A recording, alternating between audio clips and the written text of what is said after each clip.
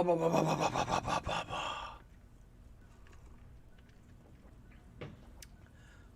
right.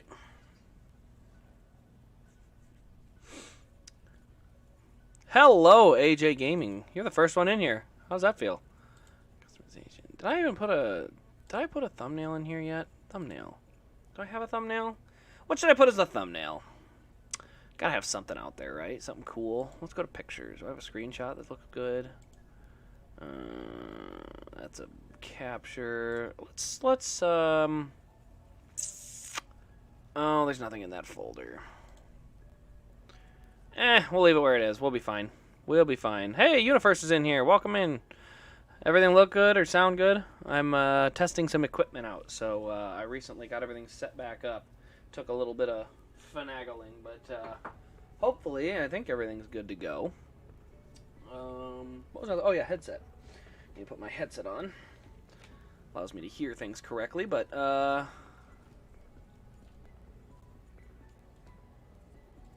let's see, is that working? There we go, now it's on. Okay. Make it of Gregson.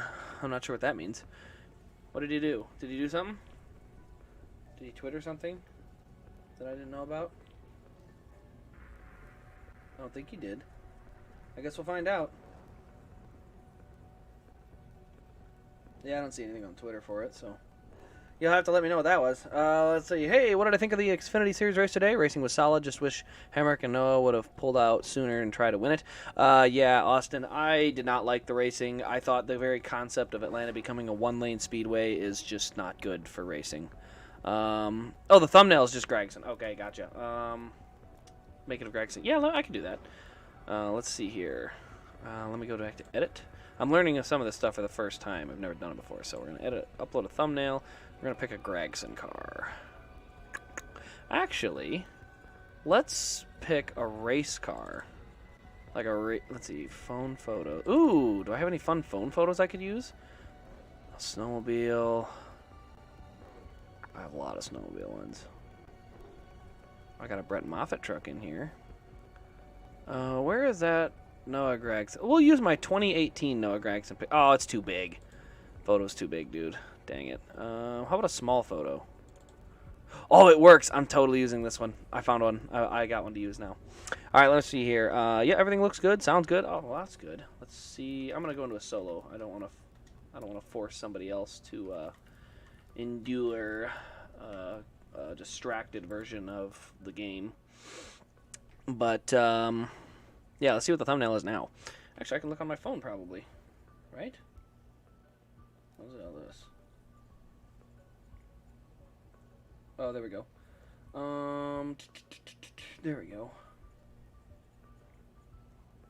We need to go into here, and then we go to the studio live. I uploaded a thumbnail. Did it work? I hope it did. Pretty cool. Or did I forget to hit the right save button? No, it worked. Okay. Well, it says it's in there, so we'll leave it at that. 48 Nation, welcome in. How you doing? Do I play on Xbox or PC or PS? This is Xbox. So I currently, I have an Xbox 360 and an Xbox One and then a PC. So I haven't upgraded anything in a while. So at some point I'll probably be building another one, but we'll see. Time has a way of determining that for you. So, how many wins do you think Elliott will have this year? I'm gonna go with 5. I hope he gets at least 5. I honestly think he is capable of getting up to 6 or 7 because he has run really well at a lot of tracks.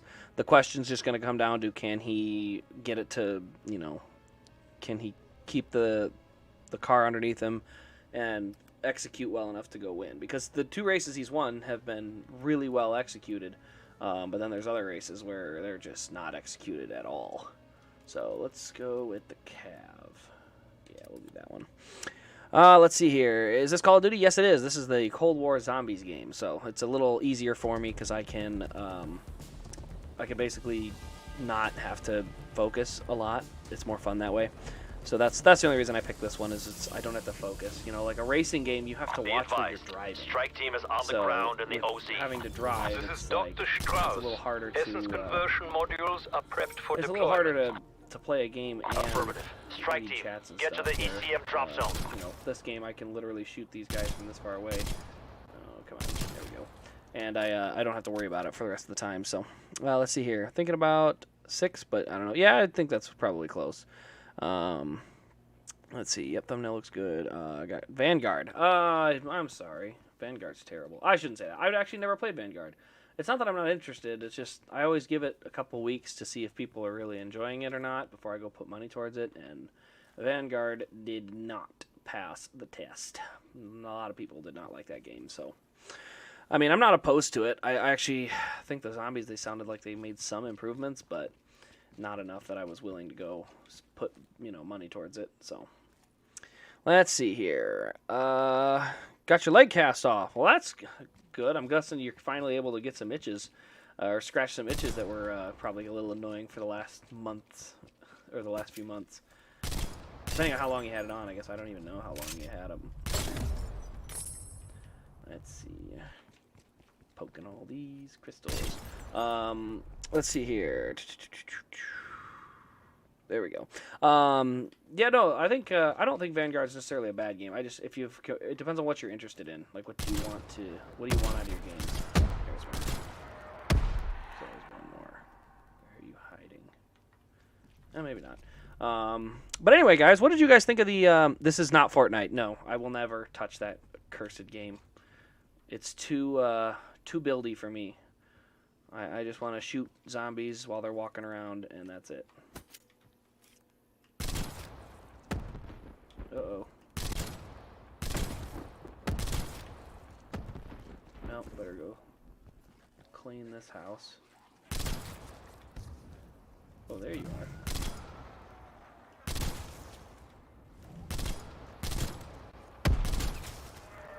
Oh, there's a bunch of them coming. Look at all you, the pretty. Alright, let's see here. Got 2 next-gen Bowmans and a Cindric. Well, dang, I'm glad they got some Bowmans there. The sucky thing for me is I'm not going to be at the track until Bristol. Or, sorry, not Bristol, Kansas. So I literally have to wait till Kansas, and there's going to be so many next-gens out, I won't even be able to really show that many new ones off. You know, that's the thing that was nice is that Gateway, they had all the new ones for the first time, so I was able to get to show off some of the very first next-gens, which I made 2 videos. Because I thought, oh, 2 videos is enough. People like that. And the videos did so well just overnight. I was like, well, I'm going to go back and do all of them. Because everyone was liking them. So, but yeah, I think I'll probably do a few more. Say it's the first, Elliott Elite or something. I might pick one up. But outside of that, probably not. Let's see here.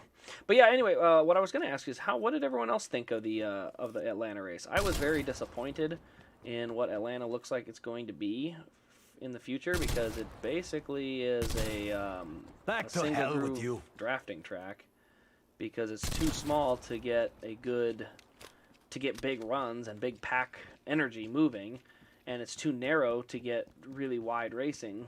So it looks like it's going to be a lot of single file racing, which I don't know. I don't like a 1-lane dominant racetrack like that. It just, I don't know, not my thing.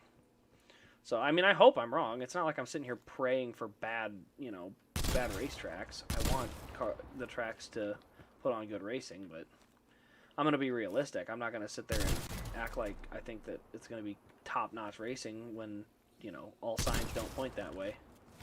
So, let's see. Atlanta equals crap. Yeah, that was my feeling. I mean, I was pretty turned off really early on in the day.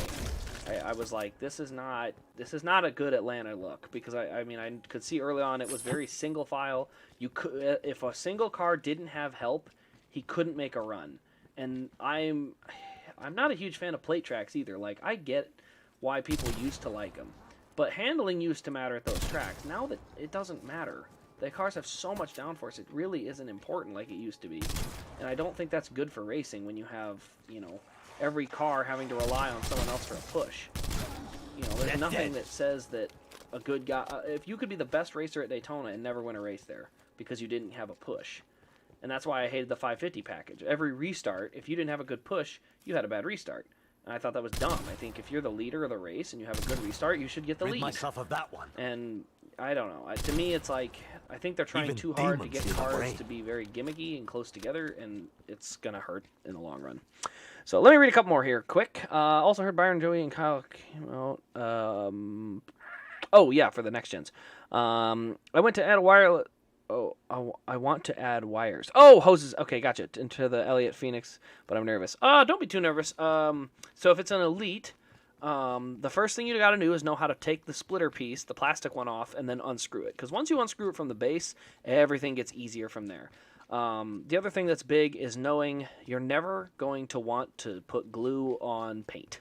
So keeping very tiny amounts of glue if you're using that. I chose magnets. I thought magnets were better. Uh-oh, not ready for him. Oh my, he's gone. So yeah, I think being able to do the magnets for the tethers and stuff is nice because you can always pull them back apart. Because if you just glue it down, it's down. Like, it ain't coming back. And I chose the magnets for that very reason. I wanted to have that option. Oh, dog. Hellhound. Effective shot. But yeah, so I chose to go the route of the little tiny magnets, and they worked great. So I'm pretty happy with them so far. Let's see here. Atlanta equals crap. The new Texas. I don't think it's as bad as Texas, but I definitely, like I said, I'm not a fan of it. I am not a fan of racetracks where the whole concept is just, needing a push, needing help. I mean, any track where when you're showing up to the racetrack and they're saying we're going to cut the power down, I'm not a fan. I don't like cutting power at racetracks. These are race cars. They're meant to have power and be on the edge of control. And if they're not on the edge of control, they're generally not good. The 550 package was crap. And so then they made a racetrack catered to the 550 package right before me. Essentially the 550 package was going to go away. They didn't know it. They thought the 550 package was going to be all the next gen car was a 550 package. And they were wrong. What happened was it raced better with more horsepower, so they kept it that way. It's like good, but when you redesigned the Atlanta Motor Speedway, your goal was to make it a 550 package. And yeah, we'll see, I guess. We'll see how it turns out, but I'm not excited, so. Let's see here. I was busy today, so I couldn't watch. Had a youth group youth group puberty meeting today. Dang, that's got to be kind of fun to go swimming, though. Bowman's scheme this week is hot. I haven't seen Bowman's. What was Bowman's scheme? Why do I not remember it? Haven't re-glued the splitter. That's good. Don't re-glue it until you're 100% done, because then you're just going to have to take it apart again. But, yeah, as far as the Bowman scheme, I can't even remember who's on the car this week. Ooh, Symbol Monkey, fun. But yeah, who's on the car with Bowman this week? Why do I not remember this? Is that another Symbol Monkey? Fun.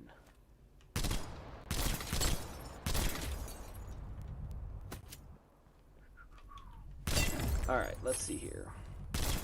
Let's go read a couple more chats while I'm busy. Let's see here. Had to take it apart yet? Okay, yeah.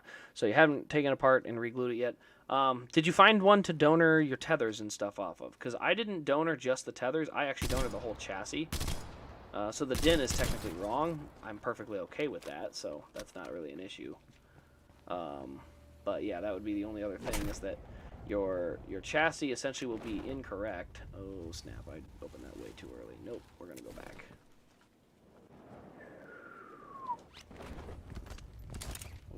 Too many times. Let's go. Alright, yeah, nice. I was able to do that twice, thank goodness.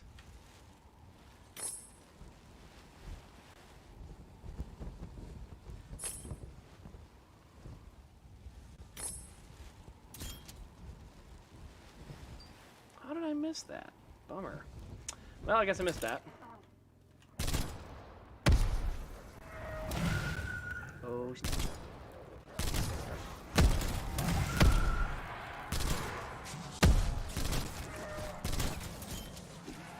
Alright, let's see. Stop. Snipey. Boy, it's a little busier here than I thought. Oh, let's see here. I wonder if we will get a next-gen flip at Atlanta. Oh, God, I hope not. Atlanta is already bad enough. The last thing we need is adding flips into the equation. Don't get me wrong.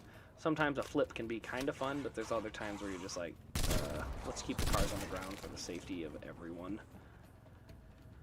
I don't know. I'm not a huge fan of the next gen so far, but it's a partnership with DC. Oh, that's right. It's the DC car. That's okay. Now I remember that. I did see that car. I don't know why it was crossing my mind so bad. It's the Static Shock one. That's right. Yeah, I did see that car. Yeah, I don't know why. I mean, as much as those cars are cool paint scheme wise, I'm not gonna lie. I would freaking love it if they would have given us an end game group of cars. Do you know how many freaking diecasts I would have bought if they had, you know, the entire Avengers as different cars? I mean, that would have been freaking epic. You know, they did it a while back. It's always been the Justice League, though, but I would love to see a Marvel group. So you've got an Iron Man car, a Captain America car, a Black Widow car. I mean, all those would have been just super fun. And I totally would have had the whole set. You raised your face. I don't know. For me, Marvel's always been, it caught me better. Now that being said, I did like one of the DCs. Nope, never mind. Those were also Marvel. I was wrong. The Jessica Jones and the Punisher was also never really hesitate with a weapon. But like now this. that I remember it, those also were not DC either. Ooh, fun. I like what I see here. Double points. There we go. Up we go. Perfect. Oh, I'm gonna get so many points. It's gonna be fun. Now I actually have to Omega heel focus a little spotted. bit. Oh, Clear to snap. I don't have engage. time to shoot that down right now. I kind of feel bad.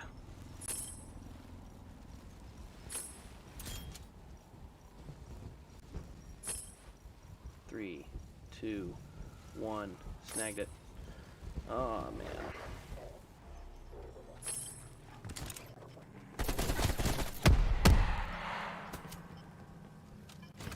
Alright, let's see here. Justice League cars were cool. Yeah, the MCU cars would be cooler, but yeah, the Justice League cars were pretty Enemy cool, though. down. I did like, Greg Biffle's Flash car was probably my favorite. I just thought the red really popped on that car. Oh, snap, I'm so far away from that chopper.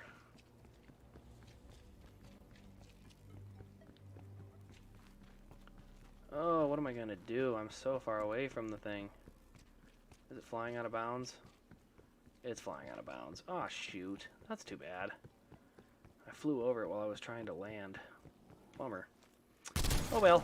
I've One done in the what I can sky do. works every time. Mistakes were made. What are my other objectives? Ooh, I could have a gold weapon by the time this is all said and done. Alright, let's see here. So the next one on the chat, the only time they did a Marvel paint scheme was Kyle Busch Skittles promoting Civil War, and he ran it at Talladega. Okay. Hold the phone. I need to look this up immediately. I'm literally going to pause the game so that I can look this up. Alright, so this was a Kyle Busch Civil War car at Talladega. Kyle Busch Civil War car. I'm about to be absolutely dumbfounded if I didn't know they ran that car. Oh, I'm on the wrong freaking internet.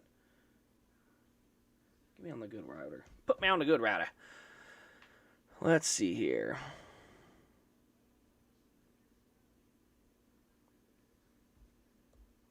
Google search.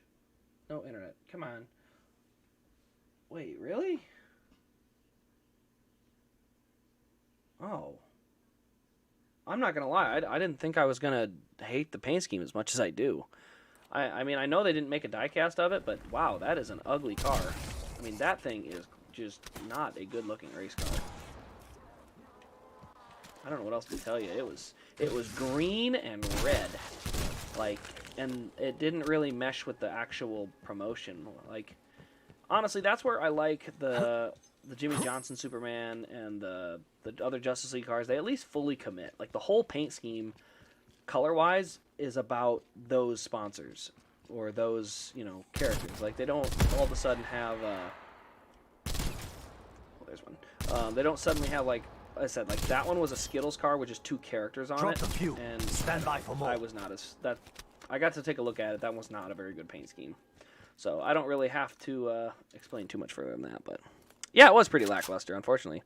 Is the Road America Elliott video coming soon? Yes, I actually am posting it tomorrow. I just made it this afternoon, and I made 2 Xfinity cars, which I posted because it was Xfinity race day. And then, yeah, tomorrow I have a Cup win of Larson, his Bristol 164th, and his, or not his, but, and then Elliott's, why am I having trouble? Road America. Elliott's Road America car as well. So, I actually think that when you say that, let's see, which one did you say? The Dale Jr. Dark Knight. Oh, yes, the one he won in, the Diet Mountain Dew, or that one, I actually have that car because it's a raced version, but that is a really good looking paint scheme. That Dale Jr. car looked really good. Him winning in it was just a bonus. Oh, I missed. Threat neutralized. What more do I have to do? Actually, I'm pretty good, aren't I? Nope. Zoom out. There we go. Should probably have this one ready, though. Pop all these doors open, just in case. All right, let's see here.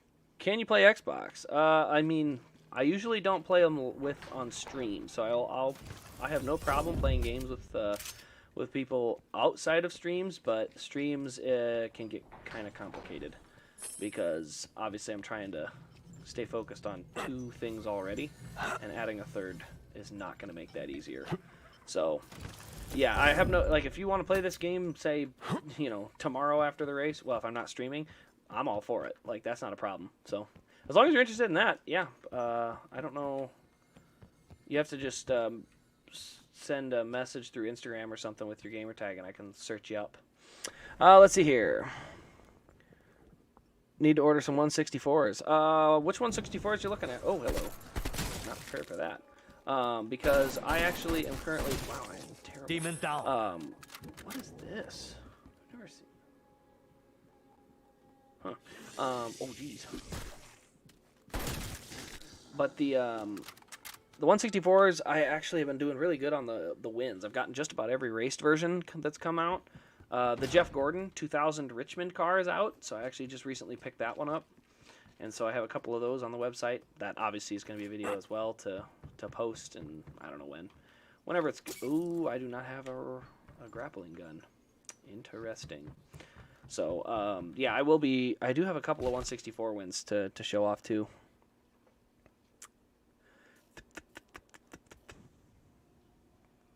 They did not make a tie, guess. Nope, they did not. All right, there we go. Slacking on the 164s. Well, the nice thing is 164s generally, even when they get expensive, they don't go like 124s. Like, the most you'll have to pay for a 164 in some cases is like $60 maybe if it's bad. But a lot of times you'll be, you know, it'll kind of leave you alone. You won't have to deal with like all of a sudden a 164 costs like hundreds and hundreds of dollars like it can do for a 124. That's the one thing I do have. It's kind of a bummer about 124s is that they can cost so much so fast.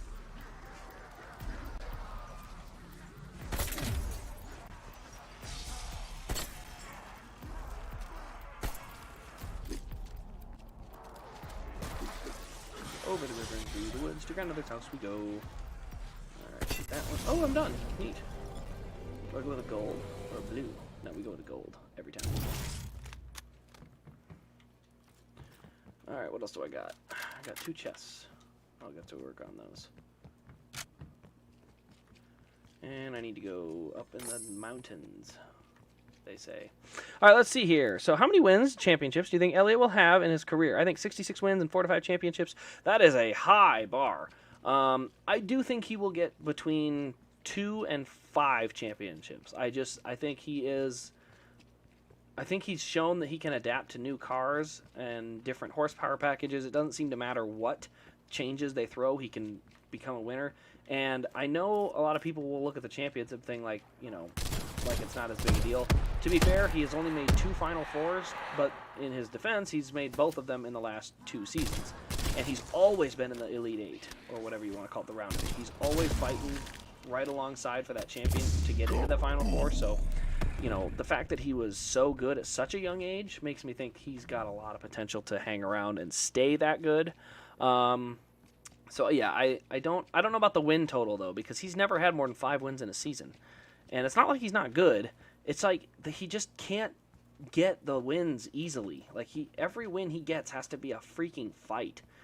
And I'm not gonna lie, if he was partnered with a guy like Cole Pern or something like that, my whole thoughts on Alan Gustafson is he is great, but he is not elite. He's one step below that. And when you put an elite crew chief with an elite driver, that's when you get 10 win seasons. That's when you get top caliber, performances and stuff like that. And I don't see it from Gustafson. Gustafson has never won more than 5 races in a season. Never. That to me is something that should make you say, well, that's, 5 wins in a season is good, right? It is, until your drivers are Jeff Gordon, Mark Martin, Kyle Busch, Chase Elliott. You've got a lot of good drivers there. So not having more than 5 wins in a season, I mean, you got to realize Chase Elliott having 5 wins in his championship season matched Mark Martin. And Mark Martin was a good driver. So the question is, can he eventually at some point get paired up with someone who has that extra level to their game that allows them to win some cheap ones? And, when's the last time Chase Elliott kind of snuck up and stole a win that he had no business winning? The only one I can think of kind of is Dover. He did really well at Dover. I may need this. In 2018, I choose that one. But that 2018 Dover race where he just stayed out and everyone else pitted, that's the only time I can think of that Chase kind of stole a win that he really didn't have anything for the leaders.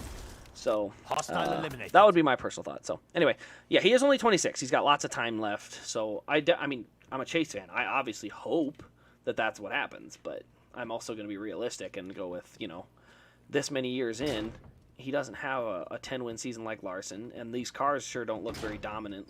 They're going to be able to have dominant race cars where he can win 10-plus races. So let's see. There was another one I missed just a second ago. Mostly the Larson Valvoline car. I might have to get that Jeff Richmond car.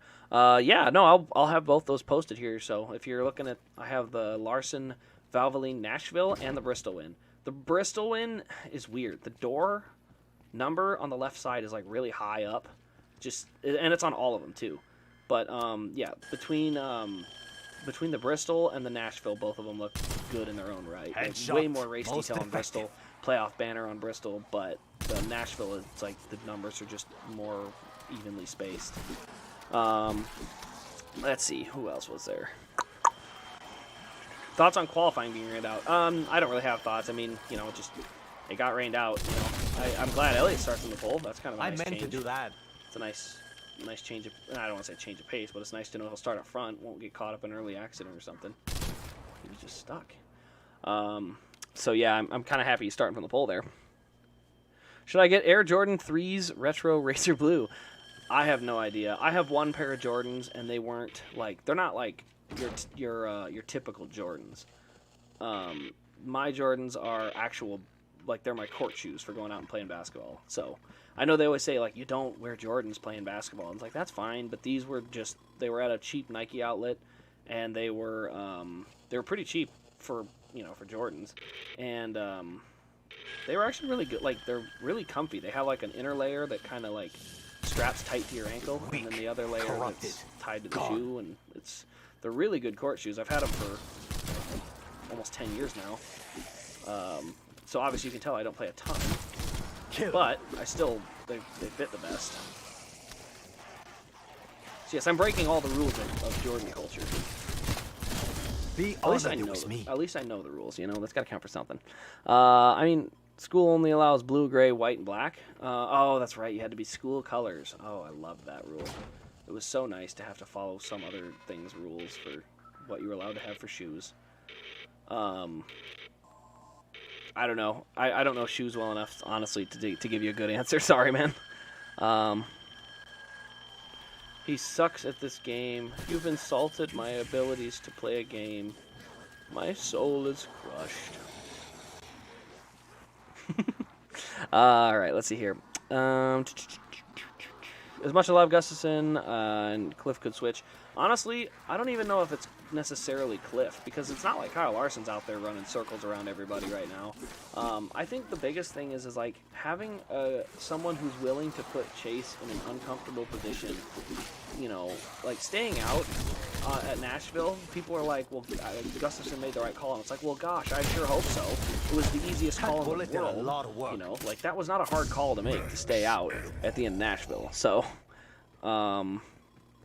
it shouldn't have been a hard call, and for some reason, people are like, you know, we need to congratulate Gustafson on making that call. It's like, I'm glad they won. Don't get me wrong. And as I said, I have a lot of respect for Gustafson. It's just like, I'm also gonna be honest and be like, yeah, he, you know, he made a call that frankly should have been made the entire time. I'm glad he made the right call. Let's see here. We have a free dress if you get enough Blue Jay bucks every what? Oh, that's a school thing. Yeah, no, I mean, personally, I'm no fan of school. I went through it, but yeah, school's terrible. It doesn't mean it's not terrible for everything. School has a purpose, and it's fine. It's just there are some elements of school that are just an utter waste of time. And I even had a good school. I mean, our PE class wasn't just like worthless dodgeball and stuff. Like I rappelled off the school, like the gym, with a harness that I tied myself. Like you just had 2 pieces of rope, and you learned how to tie the harness and rappel off a school roof. So like that's pretty cool stuff for a PE class, but I don't know. At the same time, it was like I could have had a lot of other things to learn if we had a little bit more direction. Like I would love right now to know how to build my own race car chassis just with metal tubing. And the fact is that the skills are out there. You're over here. You can't hit nothing. Law of the jungle. That's okay. Oh, there's still more here. All right, let's see here. So that's true. Alan sometimes makes interesting decisions. Unfortunately, he doesn't make them near enough. You know, if Chase is, say there's a day where Chase is running just like 8th, 9th, you know, not really good. A lot of times they need to come in and pit to make the adjustments to get the car better. So I get that. But I also have, there's days where you're like, just do something to get out front and see what happens. Like, frankly, Road America was a perfect example to me of, like, just a day that should have been extraordinary being mediocre. And I can't even fault him for this. This is NASCAR more. But he had an extraordinary car, and by the end of the race, Tyler Reddick was better than him. And I don't think it was from adjustments. It sounded like it was brake things and issues like that were just not crew chief related. But what drives me nuts about it is they didn't get any stage points. They got no, I shouldn't say no stage points, they got no playoff points. You know, back to hell like Ryan Blaney left Road America in better shape than Chase Elliott because he has a playoff point to take with him, where Chase had nothing. And I get it. He was trying to win the big race. I get that. But it's kind of frustrating when it's like you know how well he's run at road courses over the last 2 years, but he doesn't get to take any of his playoff points unless he wins the big race. You know, if he finishes second in the overall race, you got nothing. Like, I almost would have rather him take the 2 stages points and then just try your best in the 3rd stage to get there in time. You know, maybe you get lucky, but at least you got hostile eliminated. 2 playoff points to go with. Again, I'm not faulting Gustafson at all. Like, I would have called him an idiot for making that decision to, you know, take the stage win instead of the big win, because we would have assumed he would have just gone on to win the big race. But yeah, it's just that's a frustrating thing with stage racing, unfortunately. Let's see here. How long NASCAR will keep the Gen 7? Depends on how long it stays good. I do think there are issues with it. Significantly, they need to narrow up the tire on short tracks and road courses, because you have a dirty air problem at road courses and lower speed tracks, and NASCAR fans are not going to stand by this car if it makes Bristol and Martinsville and Richmond's always been mediocre, but if suddenly this car makes some of the best tracks that we've grown to love into total dumpster fires. So they're going to have to fix it at some point. Let's see.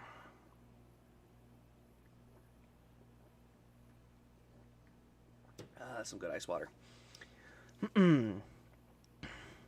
Speaking of points, do you mind explaining the regular season points? I don't understand them.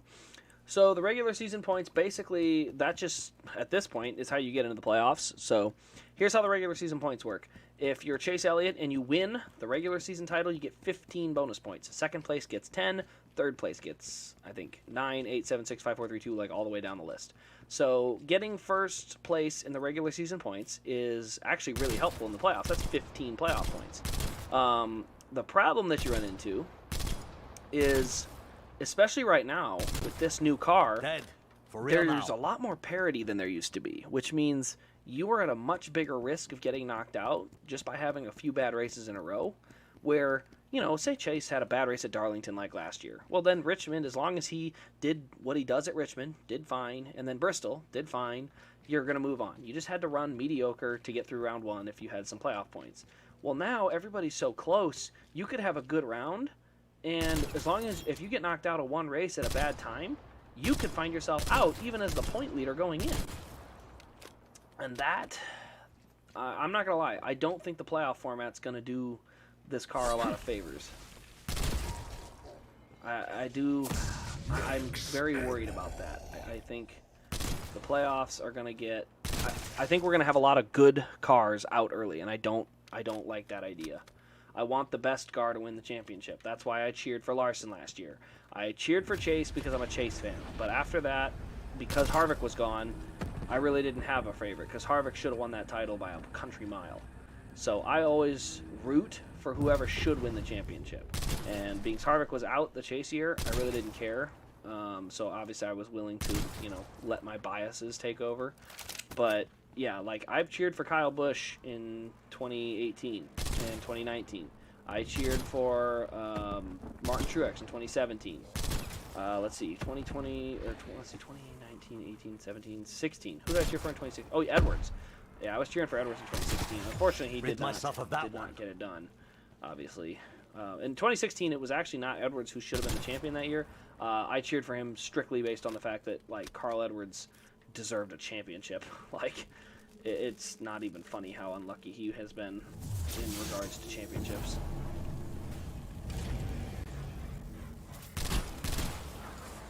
Enhanced demon eradicated.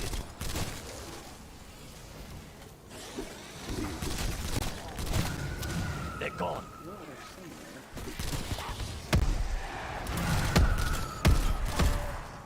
The weak fall before me. Holy moly. Still getting burned. I'm getting all burned up over here.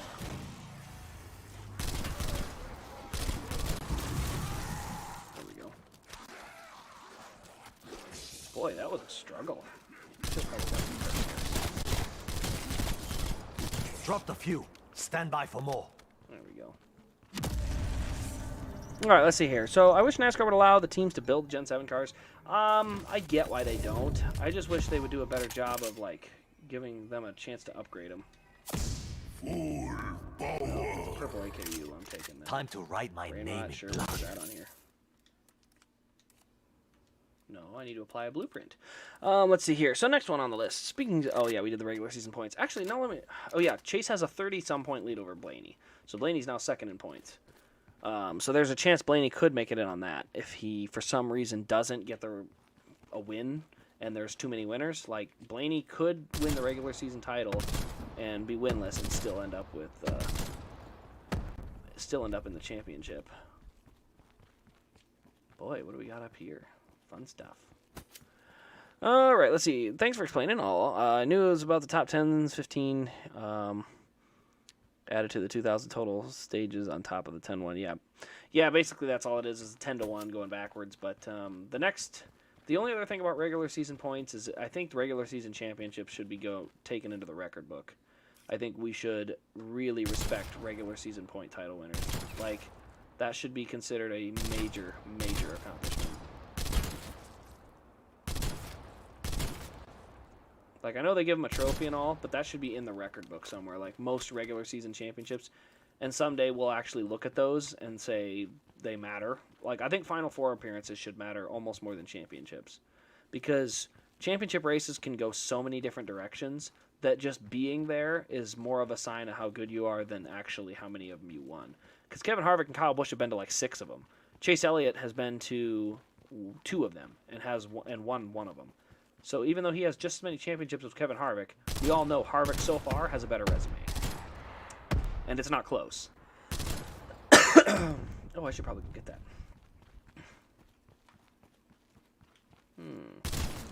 Chris Blanc.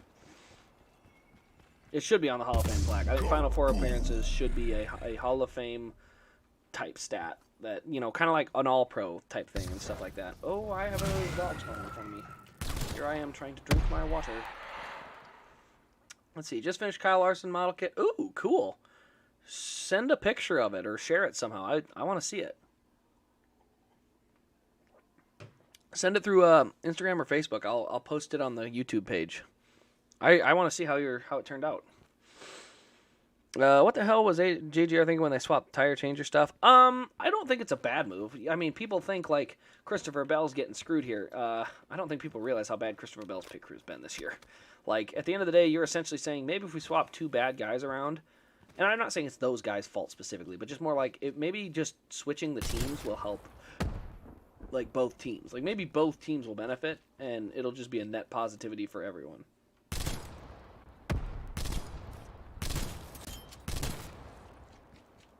So that's all I think of that. Just popped in to tell you, Kane just finished 9th. Oh, shoot, I didn't get to keep up with that. How did, I guess I'll go look on here to see. I wanted to see how Brad Sweet did. Hopefully he didn't have another another bad day. Let's see here. Brad Sweet got 4th. It says here that Casey Kane ended up 8th, sir. So I could be wrong, but according to my phone, he finished 8th, mister. But either way, another good run. Hopefully, I really hope he gets one win this year. Just one. Honestly, if he gets his win at Knoxville while I'm there, I will literally I'll be happy at that. Like, you know, I can die happy seeing Kane win once in person. Especially if it's his first sprint car win at the World Volleyball level. I'll take it. You know, I would have loved to seen him win in the Cup Series, obviously, but, you know, I just never got to go to that many races while he was good. So, is what it is, but, oh, that'd be great if I could see him win. Let's see. Wish NASCAR would change Gen 7 to look more like the Gen 6. Honestly, I don't mind the look of the Gen 7 or anything like that. I think my biggest problem with the Gen 7 is the functioning things. Like, the single lug wheel is a problem that NASCAR is too stubborn to fix. We had another loose wheel at Nashville that I didn't even remember to talk about. And the only reason I have a big issue with it is they're not fixing the problem. Like, NASCAR seems to think, like, the solution to all these wheels coming off is to just keep penalizing. It's like, you have an actual issue here that, you know, at Nashville especially, they didn't throw the caution right away. And if somebody didn't see that wheel, thank goodness the spotters were on it. But if somebody misses that wheel and doesn't know it's there and hits it at full speed and sends it into the grandstand, like, I'll go on record and say, if I ever get hit at the racetrack by one of those wheels, let my dying wish be that they get rid of them forever and go back to the 5-lug pattern like they should. So just note that. If for some reason at Kansas or Bristol, well, it would be more likely at Bristol or Kansas because it's higher speed. But say at Kansas, a wheel goes into the stands and they report that a mediocre low-tier YouTuber was hit by a tire and died, then I just want my dying wish to be they get rid of it, okay? So just if that happens, 1, consider it a prophecy, and then 2, actually go out there and get it changed. Like, I want to riot. So yeah, that stuff drives me nuts. Let's see here. Like for Larson, right now, his should say 2021 Larson won 5 races and the All-Star Race regular season title, giving him 47-point advantage in the playoffs. He went on to win 5 races in the playoffs as well. No, I think at the end of the day, you can say like he won 10 races in a season and scored the most points, won the regular season title, went and won the championship as well. But also, you know, he also, like, career-wise, how many Championship 4 appearances did he have? Like, I think Championship 4 appearances are going to mean not necessarily more than a championship, but they're going to mean something. Like, you're going to look at a guy that made 5 Championship 4 appearances, like Denny Hamlin, and you're going to say, well, yeah, Denny Hamlin made 5 of them. I think he made 5. And he didn't win any of them, but he made 5 of them. So that's, you know, there's relevance to that. That just because you didn't get lucky enough to win the one race at one specific track, you know, I mean, imagine how unfair people would think it was if the final race was at a road course. They'd be like, oh, I guess it's going to be Elliott's year. And yeah, he hasn't won the last couple of road courses. But the point of it is, you know, we would all say, well, that doesn't really reflect a whole season worth of racing to put him on a road course. And that's a perfect example. Yes, it doesn't reflect that very well. So maybe we shouldn't do that. Maybe we shouldn't bring it all down to one racetrack. When the schedule is so diverse, we should probably, apply it amongst an entire season. And at least a 10-race playoff gives you a chance to have 10 races to score those points. Stage points would be far more fair in the playoff era, where you can actually make a lot of ground up by dominating races. Like last year, Kyle Larson has a bad race in the 10-race playoff. It's not going to matter because he's going to go out and win 2 stages in a race, 5 times, and at that point you're like, oh yeah, no one's catching him because he's clearly dominated and he should win. Like I said, it's like I don't mind guys that dominate winning when they should win. Another one falls. I actually get more frustrated when a BS yellow comes out and screws someone who should have won. So, anyway, sorry. Just like today, Josh Berry had a loose wheel and was able to back it up and tighten the lugs. Not only did he have time to back it up and they could see it, like when they say that wheel was loose, that wheel was so incredibly loose that would not even, I don't even know what you could say about it compared to the Gen 7 car. But he could have probably made it a whole lap around the track and still gotten back in. Gen 7 car, never a chance. It would never happen. So, oh my gosh, I missed the head. So yeah, the 5-lug pattern was foolproof. Let's see here. Last lap pass, I guess. I typed in just as I finished. Oh yeah, he must have passed somewhere right at the end. It looks like Sweet got 4th. I'm keeping up with the points battle because Sweet's going for his 4th straight. So imagine winning the championship without winning or getting top 5 until the final race. I've always wondered why Lionel makes the Chevy valve cover silvers instead of black. Probably just easier for them. They probably find it to be easier for them to not have to add more color. They can just leave it at the silver color. Let's see here. What was I looking at before? Oh, yeah, the championship thing. Just remember, Matt Crafton won the 2019 championship. Like, Matt Crafton won a championship and didn't win a single race. Which I'm totally okay with, by the way. I do not need my guy to win a championship or to win a race. It's okay. If you don't win a race and you win the championship, that's fine. But you better be the most consistent driver. And Matt Crafton was not the most consistent driver that year. Like, if Matt Crafton had been the regular season champion, that's one thing. But Matt Crafton barely snuck into the Final Four and then happened to outrun everybody that specific day. So that's what's so frustrating about that year, because it'd be one thing if he had dominated the season and scored the most points, been the regular season champion, all that kind of stuff. But he wasn't. He wasn't any of those things. He was basically a 5th place car. I don't even think he was 5th. I think he was like 7th. But he was not a good car that year. And yet, all he had to do was sneak into the Final Four, and Homestead was kind of a weird track that year, and yeah, champion. It's just, I don't know. That one still irks me to this day. Also, Hemrick last year. Yeah, no, Hemrick last year, at least he was in the point battle the entire year, so he pointed his way there.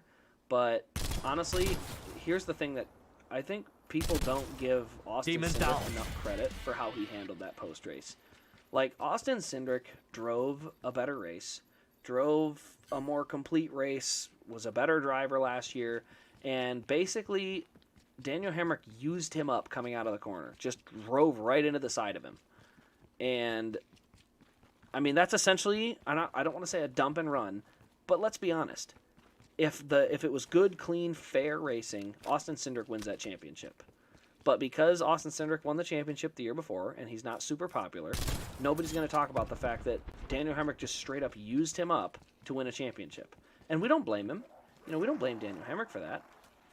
But at the same time, we have to look at it and realize that the championship was decided on the front bumper of another car. I think that's not good for the integrity of the sport long term. Look at how many people were talking about how happy they were that Zane Smith didn't just plow Parker Kligerman out of the way today. I'm sorry, that should be normal.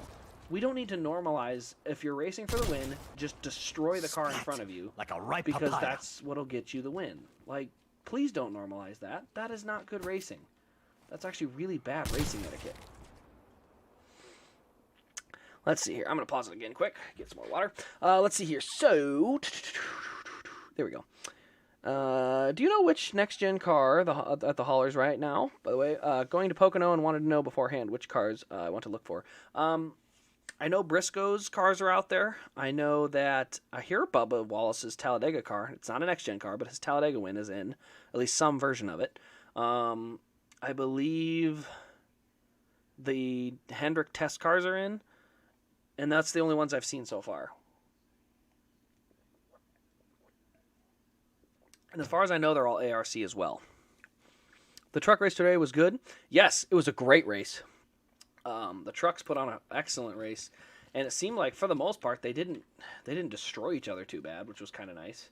Like I said, that's one thing that always has driven me nuts. I hate the idea of just plow into the guy because he's there, and that's considered racing. Let's see here. How would you feel if NASCAR put the All-Star race at a road course or have a night road course as a points-paying race? I love the concept of a night point. Actually, I'm going to have to spoil it. I actually have a video in the works. I've never done one of these where it's not like just me recording with my phone. But I am working on a video called Race Crazes or whatever. I don't know what I'm going to title it. But it's basically my ideal dream schedule.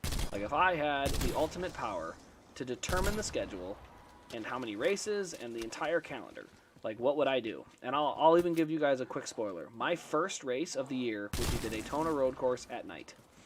That would be the opening race of the year. And it's because they used to open at a road course. I also think having your opening race not being the Daytona 500 helps to just allow a little more hype to build for the event, kind of like what the Indy GP does for the Indy 500. So that's my personal thing. Is I actually love the idea of the road course at night. You know, light the racetrack and all, and then run a points race there. Like let's go. Why not? You know, the whole concept of like, well, we can't race at Daytona twice. It's like, why not? You know, who has to go off the schedule? Nobody. Nobody has to go off the schedule. Just race it. Race it on Sunday. Qualify or race it on Saturday night. Qualify Sunday, and just have it be a points race. There's no reason you can't have 40 points races if you cram them closer together. Like, in other words, instead of having, you know, a lot of dead time at the track, you know, get sponsors on cars. Make money. Like, you make more money for a race than you do for qualifying, so you may as well go out and race a car. So, let's see here. What was that other question? I gotta make sure I hit this. Gotcha. All right, I'm gonna grab a bike. No, I didn't. Okay, let's see here. How do I feel if NASCAR? Oh, yeah. Also, the All-Star race. I do not want the All-Star race at a road course. I do, however, want the All-Star race to go to any track on the schedule. I think the All-Star race, frankly, should be kind of like the Field of Dreams game. Like, it can take place at smaller venues, historic venues, but it better be scenic, and it better bring goosebumps. And, you know, when the MLB did their Field of Dreams game, it did both of those. It accomplished those two tasks. So, you know, bringing it back to Charlotte, no. You know, that's why North Wilkesboro, Nashville Fairgrounds, you can get away with it at venues like that. Oh, nothing else here. All right, let's see. What was the next one here? Larson and Bowman's are at the track. Okay, I did see some 164s, but I did not see anything more. If NASCAR let you in charge for 10 minutes, what would you do? Oh, 10 minutes. So, obviously in 10 minutes, they probably wouldn't let me change the schedule. But let's say I'm the president of NASCAR, and it works like the president of the United States. I can issue executive orders. Executive order number 1 is at short tracks, we are using the old tire and wheel combination. So that's the skinnier tire, the skinnier wheel, and the 5-lug pattern. I'm also going to standardize the 5-lug pattern at every racetrack, so we will have that fixed immediately. And I'm also eliminating all stage cautions at road courses. You will get points for running where you are at certain lap points, but that is it. You will not have anything else. So you will still have, there will no longer be stage cautions at road course. That is just they're gone, like kaputs forever. So yeah, those would be my first executive orders. All right, let's see here. Even demons need a brain. Obviously, I'm biased, but love the All-Star race at Bristol. I think the All-Star race would be great at Bristol. I think the problem that Bristol had was just simply too short a run. Like, here's the thing about Bristol. Bristol is spectacular because of lap traffic. So they really need to have more lap traffic, or not. I shouldn't say lap traffic, but 10 laps isn't enough. So the final shootout at Bristol should have been 50 to 75 laps. It should have just been like a feature event, you know? Like all of a sudden it's like, all right, time for the feature race, and then that's it. Like honestly, it'd be cool if it was like the Clash, but you know, unfortunately with Bristol, it's big enough you don't need to narrow the field down that low. So yeah, I mean, I just think the final run should have been more than 10 laps because they didn't even get a. Basically, whoever got out front, it's not hard if you get out front on a restart to lead 10 laps. You know, if you get out front, you're gonna lead at least 10 laps. It's not, you know, it's not rocket science, I guess. Oh, look at that! I didn't know you were in here. Oh, look, here you are. Oh my gosh, I missed. All right, let's see here. What is my opinion on Greg's incident from last week? I think him dumping the 45 was justified, but I don't expect a huge crash afterwards. Yeah, so my opinion on that incident was, one, my first reaction was like, oh, geez, Noah, like, that obviously was really stupid. Like, that is not the right place to do that. However, I was totally on board with him dumping, I think it was the 44, not the 45, I could be wrong, but whatever car Karen was in. Yes, he deserved to get dumped. I was watching Gregson from the TV there and just kind of watching, see how his progress was going. And as I'm watching, I'm literally watching the 45 throttle up mid corner and just knock him off the racetrack for like 3 straight corners. It's like, dude, you get dumped when you do stupid stuff like that. So the dumping was justified. Where he got dumped at was the problem. Like, if the 45 is out of the race, and the 45 is like, you know, the capsules will convert I don't want to say material into one of destroyed, many but dark like, ether say he's got a objects. wrecked enough race car that he couldn't continue. That's even justified. Because that's how you used to teach rookies not to race like an idiot, is they'd send them for a spin, and then they'd, you know, figure out that, oh, I guess they don't like it when you throttle up and knock them off the track. Yeah, the problem was obviously it happened in a blind spot for spotters and then just turned into an absolute train wreck. So my whole problem is NASCAR being inconsistent again. The fact is they only really created a penalty because of how many cars are involved, but they regularly promote, you know, dumping people and wrecking them. So what's the difference here? I'm obviously not happy about the result. I just think the result still sucked. I just think that it's You may like, proceed you know, with Establishing extraction that's just plasma being field done by perimeter. has been Almondale deployed. and Dakota. So why are we Plasma not field going to look at perimeter that and say, hey, that's established. not good? No, we're going to look at it and say, hey, that's good. Perimeter Like, it's for deployed the as win. expected. We have some Kill weird the thing that allows us to creatures. just The say, essence it's for will the be win. siphoned You dump whoever automatically. you want. Essence Make sure the capacity module at stays in 25%. 118. Do not tread on me. Alright, focus move. Ooh. Essence capacity at 50%. Essence capacity at 20 so 75%. far.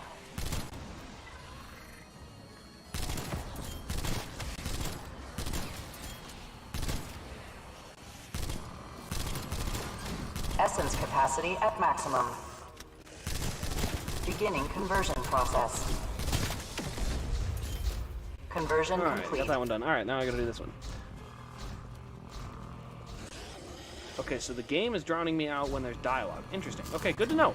Because I was trying to balance this earlier today, and I didn't know what Essence to do. capacity at So that's all I 25%. have to do. I can definitely drown it. Stand by for That more. down a little bit. It's a literal tuner. Essence I capacity just at remember moving 50%. it because it was causing problems.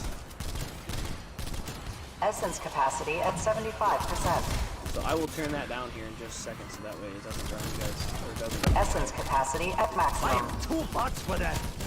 Beginning conversion process. Wasted. All essence Conversion conversion complete. complete. Bingo. How 2,000 the points, that's essence nice. creates Okay, let's see here. So, materials what was is I a looking for again? curious process. We shall continue yeah, I to never grabbed study the thing out this of this phenomenon. Okay, I mean, he got the job done. He just got his car destroyed. I mean, he got a job done. I wouldn't say he got the Beacon job done location has because been identified. Karen was out, so that was one thing. But yeah, he unfortunately knocked a lot of other guys out. Eliminate the diffuser on tracks under a mile. Yeah, I would do that too. But I think the narrow tires would help. I think they just have too much contact.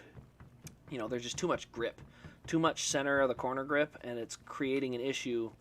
Actually, I would also go back to 4-speed transmissions on the next gen. I think they have too many shifting options, and so it basically makes it impossible to get a run on someone because you can just shift your way out of any bad corner, and basically the guy can't get a bigger run. There we go. So I would say that's another one. All right, where was I now? 100% agree with you on all that. Would change your diffuser, eliminate the... Yep. I mean, he got the job done. 44, 45, yep, same thing. Whenever... Oh, yeah. So I need to turn the game sound down just a bit. Let's move it down to about here. So I moved the volume down on the game sound just a smidge. Wait. Oh, no, that's good.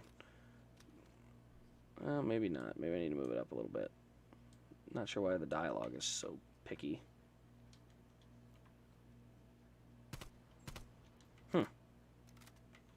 Well, it seems like it's working now. Alright, where was I? I was in the middle of something. Oh yeah, I was reading more chats. Duh. Let's see here. I also love it when Gregson gets into fights. I don't know why, I just find him fun to watch. No, Gregson is definitely fun to watch. I just hope he still puts the work in to get better, because what drives me nuts about so many of these drivers is once they move up in a series, they don't go back. Like, I need whoever my driver is to be like Ross Chastain, where they race anything and everything whenever they can, because I don't think you get better just by simply not running any cars. I mean, look at Cole Custer this year. Cole Custer has been garbage in the Cup Series, but because he still runs in Xfinity and runs really well, I know he can race. We know he can drive. We just know that there's a problem with that team. But if he wasn't doing that, I would probably think he sucked. But I think Cole Custer's great. I think he's a good driver. I just think that team is a problem right now. So, you know, he goes back in Fontana and blows everybody away. It's not even a close race. So, to me, that's a sign that Cole Custer can still drive. Like, that's not the problem. But if he wasn't racing anything, any other series, I don't know what I would have thought.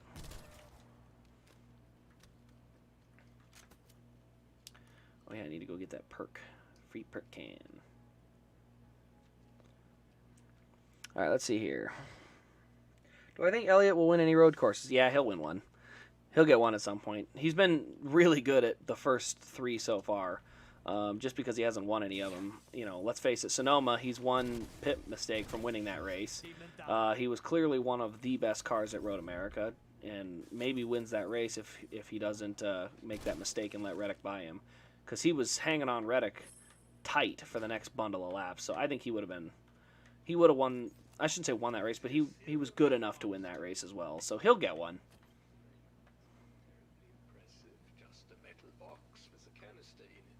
Oh, there you go. All right, let's see here. So do I oh, yeah, here we go. Bye. I will make a video on the Larson model probably Wednesday. Sweet. Yeah, just send me it so I can see it, man. Stream's looking good. Awesome. I'm glad it's running well. I finally got some stuff upgraded, so I was hoping that this would run smooth, because obviously you guys remember before it would frame rate drop and the internet would drop, and oh, what a pain.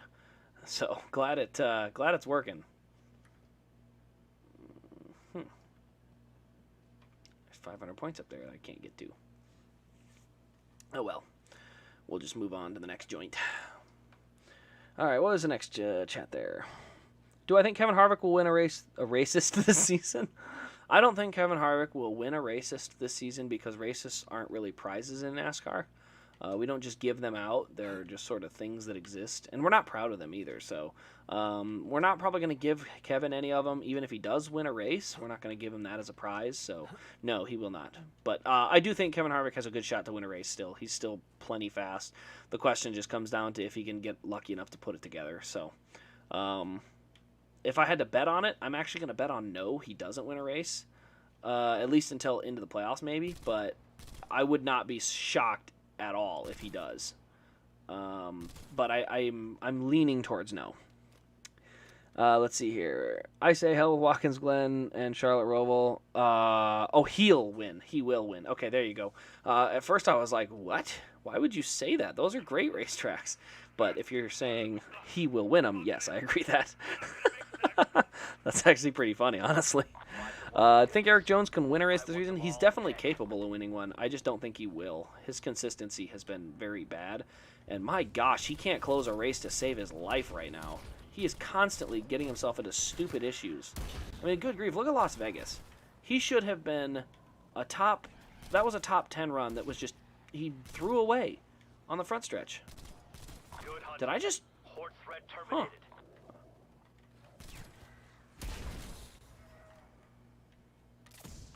I thought for sure I was gonna have to. I thought for sure I was gonna have to shoot all the two little minions. Weird. Okay. But yes, I do think he's capable of it. I'll put the link on your newest video when it releases. Please do. I usually see them, so just let me know if I don't see it. Like, go back and comment, because sometimes they only send me certain notifications.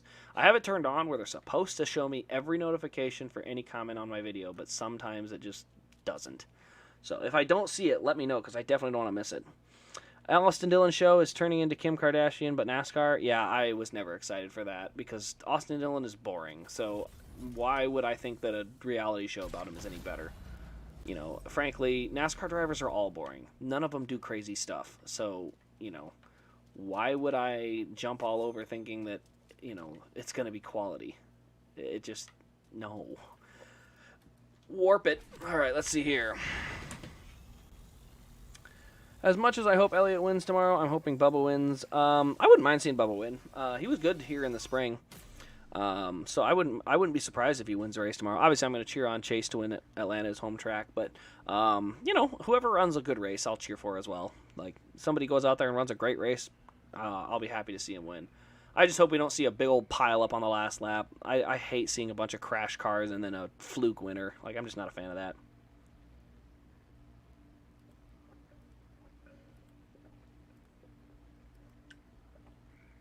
Let's see. The only good thing about that show is Paul Swan. Everything else is bad. Yeah, I haven't even watched it. I have no interest in the thing. I've never watched a single Kardashians episode, show, whatever it is. So I have no intentions of watching that either. Ooh, fun. I have lost contact with one of my I could pack a punch over here. Requesting strike team investigate. Neato. We'll This could be investigate under. fun. Strike team sending you the Let's do coordinates. that. Free me from my cage. Okay, whatever you say, buddy boy. Let's see here. I hate Bubba Wallace. Like 2018 Roval, etc. I actually didn't have an issue with his 2019 Roval thing. Frankly, my opinion on it was, Bowman, if you really have a problem with it, don't dump him on the straightaway. Because remember, Bowman dumped him. Like, full-blown right-hooked him, driver's side into the wall. So I had not a single problem related to Bubba dumping him. Like, to me, that was justified because Bowman literally dumped him driver's side into the wall on a chicane, no less. So I didn't have a huge issue with it. I thought, you know, hey, if you're going to dump a guy driver's side, you accept responsibility for whatever comes back at you. Bonus kill on that. Oh, snap. Dang it, I want my armor back. It's going to be a pain. Keep getting hit by that. Oh my goodness. Heavens, that was a little gnarly. Alright, let's see. Oh, hold on here. I have a live stream on my channel with Eric and Coco. Oh, okay, cool. Yeah, it's not showing it though. Imagine fans asking for racing to be like the 90s and get mad when the 90s plate race happens. Yeah, but see, I didn't ask for 90s, so I knew better. You know, I know what the 90s was, so I'm not going to go ask for it. So that's the good thing, is that I don't feel bad when I know better and didn't ask for it. So I can cry about it all I want. Ooh, I'm in trouble. I should have done that. There we go. Circle of wagons. Clean shot. You're out. All gone.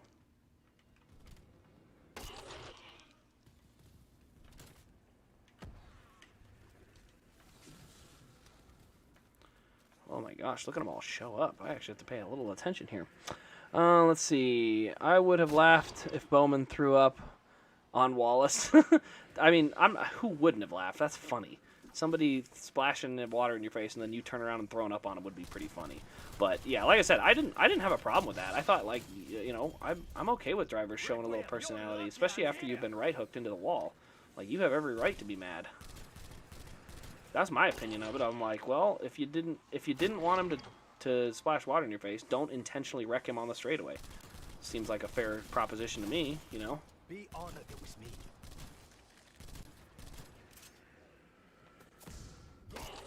Oh, I missed it. Shoot.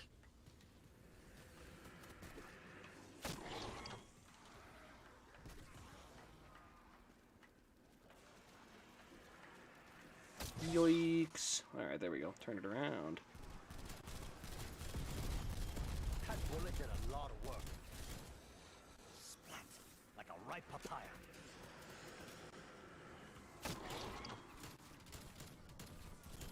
You're out.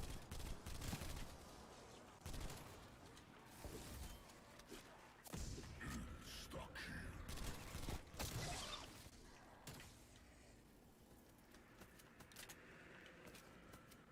There we go.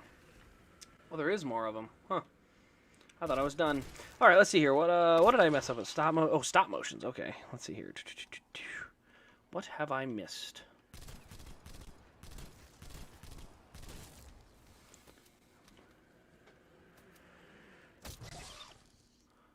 Oh, the Mountain Dew. Oh, yeah. So actually, I was thinking about this. The Jimmy Johnson Lowe's car from 2016, where they swapped the number. I realized they never made a clean version of that diecast.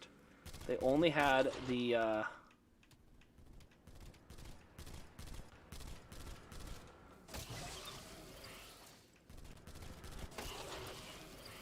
we go. Where'd you go? Let's get that. Let's get you. Gotcha. Got one of them. All right, let's see here. So, stop motion. Do I think that Chase lost sleep when Hamlin was angry at his fans after Martinsville last year? No. I don't think drivers lose sleep over what fans do. I don't think they care. Like, honestly, why should they? You know, it's like, just because fans are dumb. Like, I'll admit it. Like, the fans that booed Denny after the Bowman thing, it was like, you know, Bowman did wreck him for the lead. Like, even if we don't necessarily, like Hamlin, he had every right to be mad. Like, and if you're honest about it, you know Hamlin had every right to be mad. And so you're like, okay, yeah, no, like, I'm willing to... There you go. All right, let's see here. So, yeah, it's like, I don't think drivers care.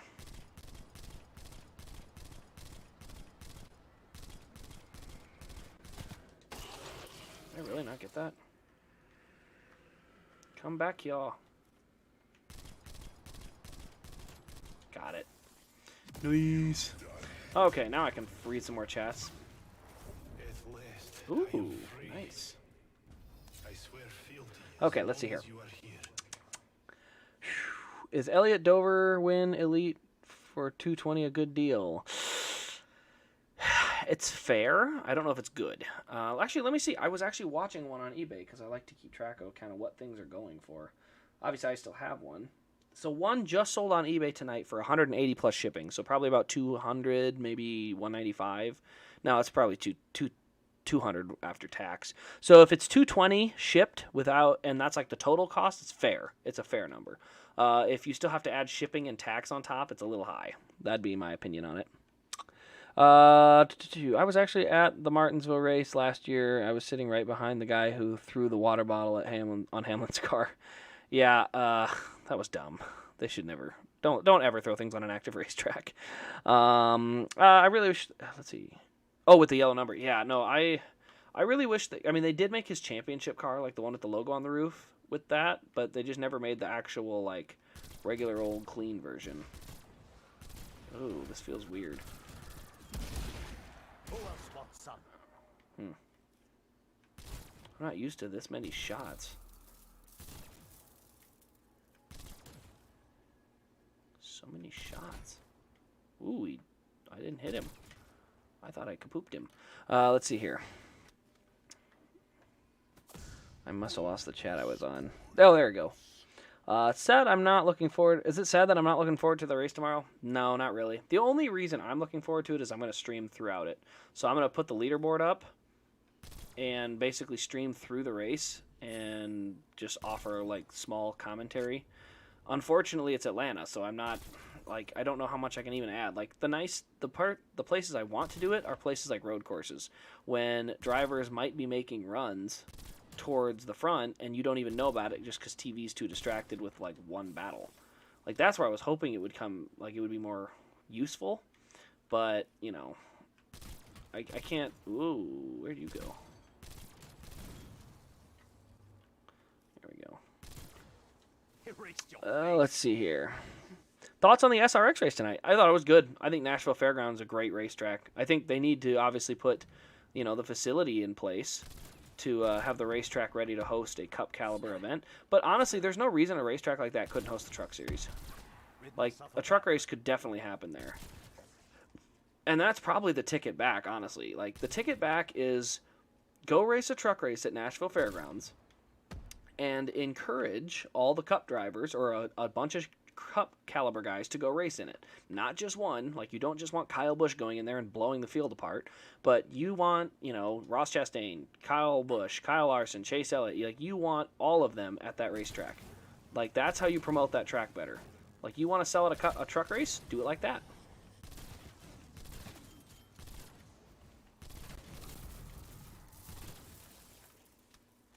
Oh, he got zapped. Guess that's all of them. Let's see. Oh, you'll be at your uncle's house. Does that mean you won't get to see it? Where is my 8-wide racing? Yeah, I don't think we are going to get any 8-wide racing tomorrow. They can't even go 3-wide without wrecking. So, good luck with that. The storm clouds at Nashville looked mean late. Glad I wasn't headed towards the track. Yeah, I'm glad that SRX has been able to literally avoid rain every single time they've been on. Like, it's really helping out. I shouldn't say helping. It's a good thing they never had to try and reschedule something like that, just because of the guys they have, potentially having commitments in other places. You can watch a race, but not the stream. No, that's all good, man. I won't be streaming anything but basically audio. Like, I'll have the leaderboard up, but I can't stream any video because obviously there's copyrights and junk to mess with. So I can't do any of that, but that's where I can at least do the the audio part, which is, and the lap timer. Like, those are the two items that can at least give you some info that sometimes the broadcast misses.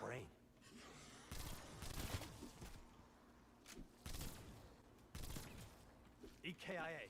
You stop swinging at me.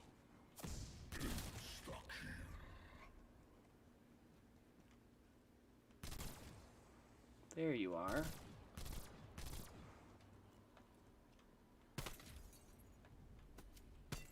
Ooh, piece of candy.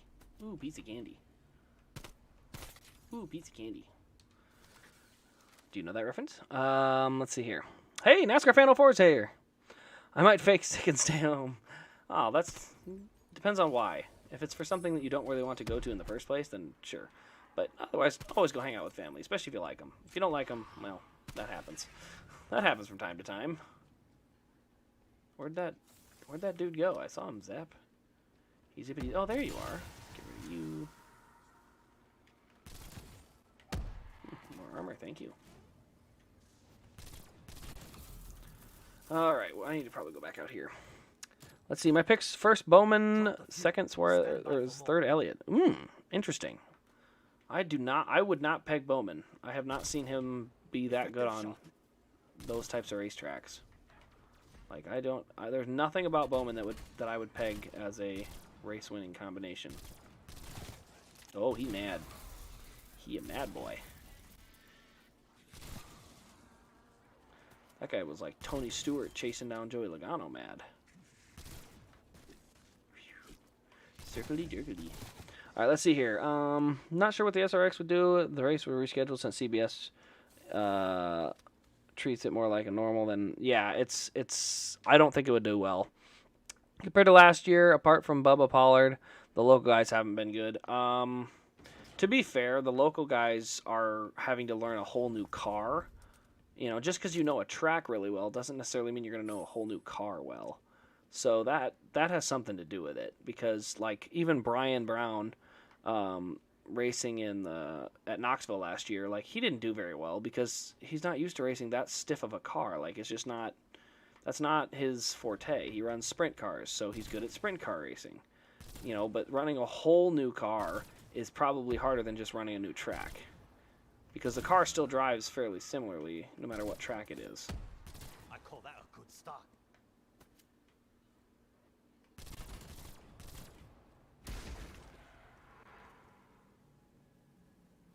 There's one. There's one. Splat. Like a ripe Get papaya. you and you. Oh, hi. I missed you. Who else wants some? There we are. There you are. I thought you were back there. All right, let's see here. But I mean, look at last year. Doug Kobe even won at Stafford. Fenhouse was competing for the win as well. Yeah, I mean, I think they were better last year. But also, you got to remember, these guys now have more experience. Like last year was their first time in the car at these tracks as well. And so, yeah, some of these tracks are new. But, you know, a lot of these guys that ran tonight ran at the fairgrounds last year, too. So this is not new for them. There you are. I heard you coming. Poop. Oh, that's not what I'm looking for. There he is. That's who I was looking for.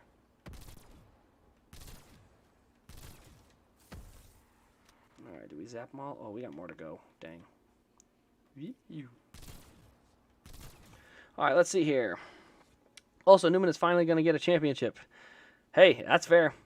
What does it feel like 5 years ago you did a how to take a base off a 2015 diecast? I don't think I did it 5 years ago. My channel's only, oh gosh, is it 15 years old or 5 years old already? 2017. Oh my gosh, it is 5 years old. Wow. Time flies, man. That's crazy. I can't believe it's in 5 years. I've done so many videos in 5 years. I can't even remember what my first, I think, actually I shouldn't say that. I remember my first video. I remember exactly which car I was reviewing, and I still have that exact car. There's a lot of cars I reviewed in the first year that I don't have anymore. But there's also a lot, because I was just going through my pictures today and doing some sorting, and I could go back and see some of the pictures, and I'm like, wow, I had some really valuable cars stacked up there in 2015 or 2017. Like, one of my first raced version cars was, obviously I got a bunch of Kane ones, but before that, one of my first raced version cars was the Jeff Gordon Martinsville car. I got it for like $30 on eBay.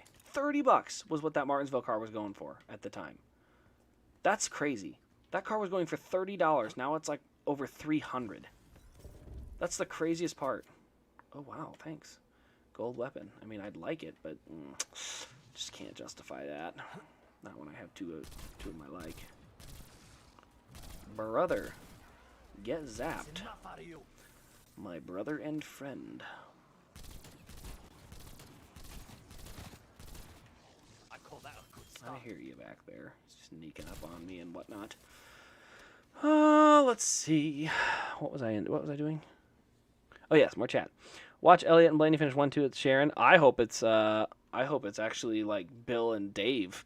I would love to see the old guys kick their butts on dirt. Because remember, Ryan and Chase don't have a ton of dirt experience. There would be something really... Lovely, he ate me. What? Ah, what? Okay, there we You go. weren't special enough.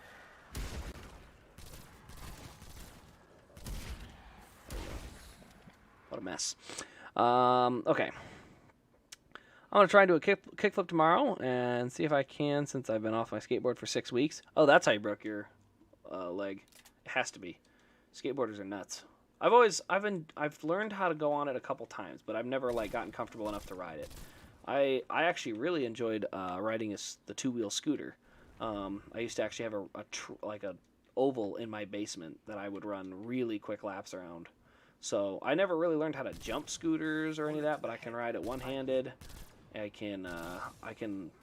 don't want to say drift, because you're not technically drifting, but I can ride with say if the rear wheel had no grip and it slides out from under you, like I can ride that. I don't know if that's a number, but basically if the whole thing is in a skid, I can ride it. But that's just from, as I said, putting way too many laps on a basement floor. What? How did I not? Gotcha. All right, let's see here. In that video, you took the little pegs off Casey Kane car. Might not have been me. I don't know if I did that. Because my first Casey Kane review was his Indy win. His Brickyard 400 win. Because that was one of my first cars I ever got from Lionel, like, direct. I never bought from Lionel. I always got off of eBay. And that was like one of the... I should not have thrown that. Oh, good. It was one of those. Good. I thought I had thrown my my fancy grenade. There we go. Let's see here. I rode a dirt bike for the first time in 2 years, wrecked it, and cut my hand really bad. Well, what'd you learn? Honestly, dirt bikes can be fun, though. I love snowmobiles because they're a little more stable. What's my Championship 4 picks for this year? My Championship 4 picks are going to be Chastain, Elliott. I'm going to put Blaney in this year. I'm going to do Chastain, Elliott, Blaney, and Kyle Busch. I know a lot of people have been down on Kyle Busch, but his performances, he's not too far off. I think people are just a little too critical. I was racing my friend on our go-karts, and he turned into me in a trash can, and I hit the trash can at an angle and then hit a curb. So these must not have been super fancy go-karts, like a racing one. Ooh, that makes me remember when I used to go-kart race. You know what I should do? I should go buy a go-kart and start racing again. Like, just as a channel thing. Like, instead of vlogging, whatever the hell people vlog anymore, I'd vlog like a weekly go-kart series. Go out and put, like, really hard tires on so that it drives like crap, but would be really fun to run with. Be fun. I hear that. I hear you. Ah, there you are. You're hiding from me. Oh, snap. There. I hear two more. There you all come.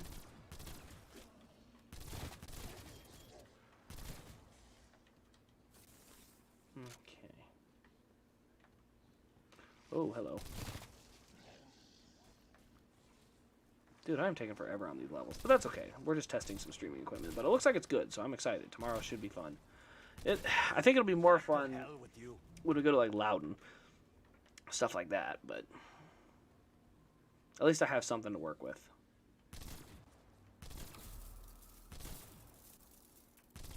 Ooh, there you are. Where are you? You're under there somewhere.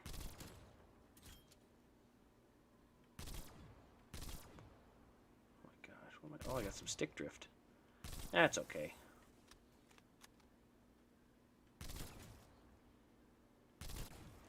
Okay, where am I at here? I honestly don't get why Chicagoland is wanted so bad now. I was wanting it gone until 2018. Had the good finish, and then it warrants having a date back. Then Kentucky deserves to be back. No, Jeff. No. Here's the difference. Chicagoland put on a great race in 2018 and a really good race in 2019. Kentucky put on a mediocre race with a good finish in 2020, and that was the extent of it.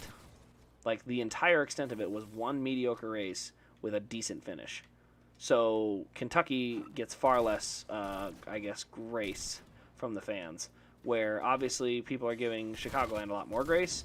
I still don't like a street course over anything. I would take Kentucky over that, but the other thing you got to remember too is the reason. There, gotcha. One of the reasons Kentucky is not on the schedule is that it's actually making money just sitting empty.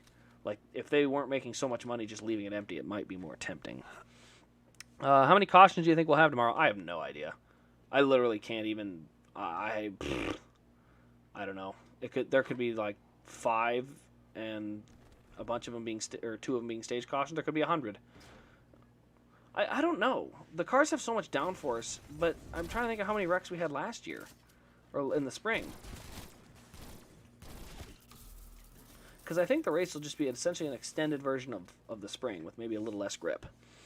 Vlog, race craze. Yeah, I could do something like that. I don't know. I haven't raced stuff in a while. I really enjoy it, though. I went to some high-speed kart stuff. Like, not high-speed, but, you know, like the fun go-karts where it's not like you're just mashing the gas the whole way around. Like, I did a couple of those with my cousin when I went to the spring Kansas race.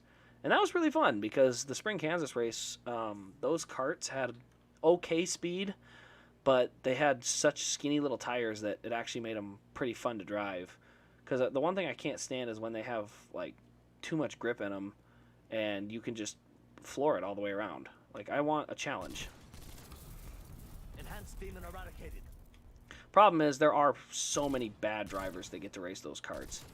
And luckily, a lot of them have the ability to tune them. Like, they can just remote and give you more or less speed if they can see that you handle it. Because I went to one of those karting places, and the first time, the first race, everybody was pretty solid. Everyone knew kind of what they were doing. Nobody was like crashing carts, and so it was pretty good. Like we ended up getting to go pretty darn fast. By the second time, I was with a bunch of newbies, and they were just crashing constantly to the point where they slowed us down to the point where it wasn't even fun. Another one falls. But that's the worst, is once you've experienced them at full speed, half speed is not acceptable anymore. Like, it's just boring. I hate to say it that way, because it's like, it's not like you want to trash on something like that, but it's like, dude, I know it can go faster, so give me the speed. Give me the juice. Look at that. Even in go-karts, drivers want power. They want speed. Oh, snap. There, got him, got him. Got him. That all of them? Oh crap, someone's right here. I think that's all of them. Good enough. Oh, look at that. Alright, let's see here. What did I miss here? I honestly hope we see another Elliott versus Bush moment where driver flip off another. Honestly, I don't mind little feuds here and there. I think the biggest problem I had with different driver feuds is like sometimes they're just not justified. Like we should have had a Briscoe-Reddick feud, but for some reason, Reddick was just like, oh, it's okay. You only wrecked me on the last lap and took away my playoff opportunity. Like, Reddick should have 2 wins right now. So, all right, let's see. What was another one here? I got to land this before I read these. There we go. Oh, let me up here. There we go. Okay, so whoever said Gregson sucked? I don't know. Back in the day. I hope Gregson gets the win tomorrow. Stick it to everyone. Yeah, no, I mean, for sure, there's a bunch of people that definitely don't like Gregson. That's not new. Like, I just don't think it's been more recently. People have had a little bit more since he's run so well this year. But I don't know. I don't think Gregson's Cup ready yet. I think he needs a couple more seasons down there. Like, he needs to, what's the word? Uh-oh, am I stuck? Oh, there we go. Whew, made it out. He needs to get a little more experience. I see some people saying that Chicago street course would be a big security concern, being where in downtown it is. I think it's a complete overreaction. I don't think the race is the concern. I think you have to consider the fact that everyone's coming into that city. And I know the thing that's funny to me is Chicago, the people I know that are from there, they're like, well, only these certain blocks people get, like this certain area is where people all get shot at. And I'm like, that's not normal to have an area of town where everyone just gets shot. Like that's not considered a normal thing. You don't normally go to a city and say, well, stay out of this block because you'll die. It's like, well, that's not normal. Like, it's so bad that people in Chicago are used to it and they don't think it's a big deal. Like, I get it to a point where it's like, yeah, as long as you don't go there, you're fine. But at the end of the day, you shouldn't have that issue anywhere. You shouldn't have to watch out for a certain block because you might get shot. Let's see here. Am I the only one here that has flipped their parents off? I hope so. That's kind of, I mean, hopefully you got parents good enough that you don't do that in general. Obviously, everyone has their moments, but, usually your parents are doing what they can to try and do their best job for you. Like, I'm always very, very aware of that because it usually takes about 15, 20 years before you realize how much your parents have done for you. And once you figure it out, you're like, oh, I was a real jerk at times. So it's not every parent. Sometimes parents suck, but I just always encourage being there. So because they usually put a roof over your head, Let's see here. I'd get my mouth busted. Good parents. Good parents lay down the law because that's what keeps you out of jail. When people talk about Chicago's crime, but we race right near St. Louis, which is even more dangerous of a city. No, you are 100% accurate. I went to St. Louis, and I had 2 locals. Justin is from there, and actually the other guy is not from there. But they literally told me what areas not to go into. It's that bad. So, yes, St. Louis is not a great city either. The only bonus is there's hotels everywhere, and you don't have to worry as much about it. Now, don't get me wrong. There's hotels in Chicago, so I don't know. The street course is just all a big stretch. I mean, you already have opposition that you're going to have to fight. So the question is it worth it? And personally, I don't think it's worth it. I think you're going to end up regretting it. But you know what? If NASCAR wants to try, be my guest.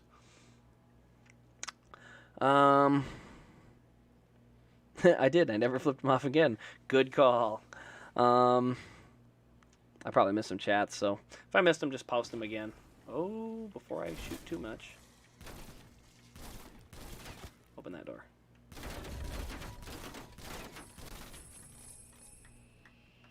And we're off and running. Go get him. Wait, where'd he go? There he is.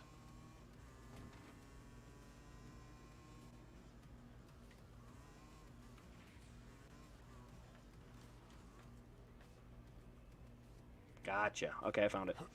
Hey, there it is.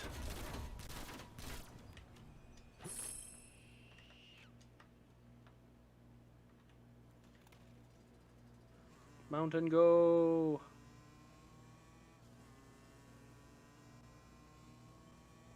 I wonder where this is going to land. Guess I'll just drive along and find out. Kyle Busch is awesome. Yes, he is. I like Kyle. I've seen him win twice, and both times I was not really disappointed. And as much as people say Kyle Busch is bad for the fans, he's just bad for the fans that boo him. Like, he's actually really nice to his own fans.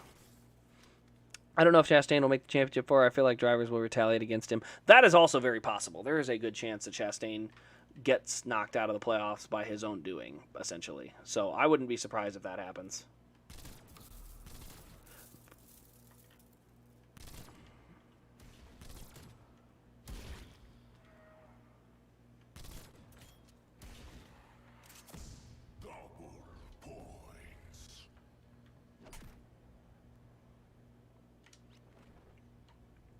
Look at this. I got some fun.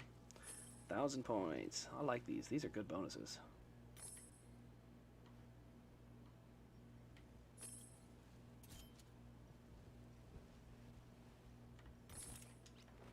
Yikes.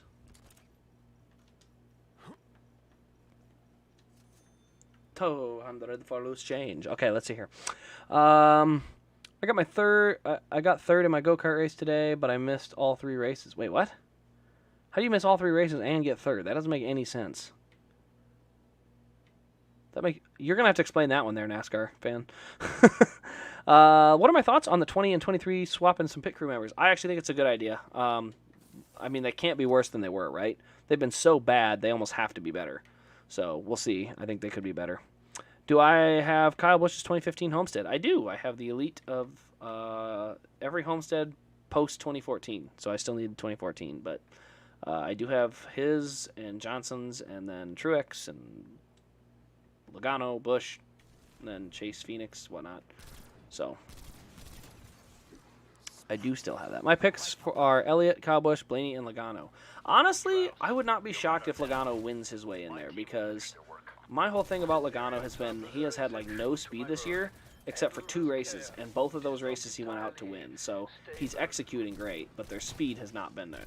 I mean, he is by a miracle in the top 5 in points because the speed has not actually been there. The execution has been stellar, though. I missed Truck and Xfinity and SR. Oh, that's what you meant. I see what you're saying. You missed the 3 races on TV. Well, the truck race was good. The Xfinity race, and the SRX race was decent because Fairgrounds is a good track. And then want to sell it? Not unless you're willing to pay the pretty penny. Actually, here's the thing. A lot of my rare cars are going to get listed on my website. They're just going to be listed for more than what any human should want to pay for them. That's just something I have so I can have it listed ready. But basically, like, I'll have the you know, like, the Kyle Busch, you know, the Kyle Busch Homestead win would be listed, but, you know, if the price tag's $1,500, nobody should want to buy that. And if they do, then I can go buy another one. So, like, that's the idea, is like, well, if someone wants to pay a bunch, go ahead, be my guest, but then, you know, I can always go find another one at some point. That's the idea, at least. We'll see how it works out. So, we're going to give it a try, though. I think it'll be, you know, just something, so at least I have a, you know, a catalog or a picture of it and stuff. Obviously, the chase cars aren't ever getting listed, so that one I don't have to worry about. Let's see here. If you were to sell Jimmy's 2016 championship, how much would it be? Let's see. The one with the championship logo on the roof, I have no idea. I'd have to look up and see what they've run for. Usually, my estimation, or how I usually do it, is I look for what they've recently sold for, and then I usually add like 20 to 30% on top, and that's just a good number to go with. Unless I'm looking to sell it, then I'll sell it for whatever it's sold for. You know, I don't. I'll sell it for whatever the market if I don't want it. But if it's not one that I'm looking to get rid of, then I usually add that just so that way I can find another one at some point. Like, I recently did that with an AJ Allmendinger car, the autograph Daytona win. I was like, obviously I had it. I didn't need to keep it if somebody wanted it, and somebody did. So I set the price at just a little above what eBay had, and somebody got it. And then I went out and found one that had a ripped box and got another one back, and so that way I could still have one. So that's kind of how I've just thought it would be an easier way to do it, so I've kind of gone that route with it. Is there any next-gen paint scheme that you're looking forward to getting in a diecast? No, not a single one. Like, I guess the best way to put it is, like, yeah, there are cars I kind of can't wait to see what they do or what they look like and stuff, but there's no paint scheme that has me like, wow, that was awesome. The only one I'm kind of halfway tempted in is the Ross Chastain and Daniel Suarez GoPro cars, but outside of that, none of the paint schemes are really what I'm after. He mad. I wonder if I could just hit him a bunch of times.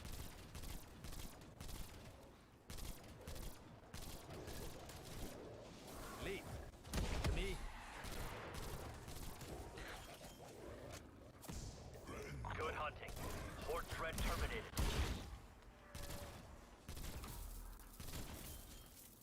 Keep screaming. Unclean things. All right, let's see here.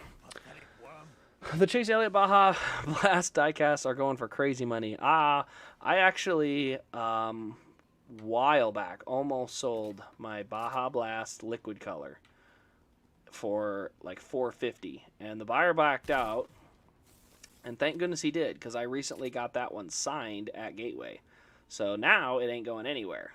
But yeah, that Baja Blast liquid color is one of the grail cars.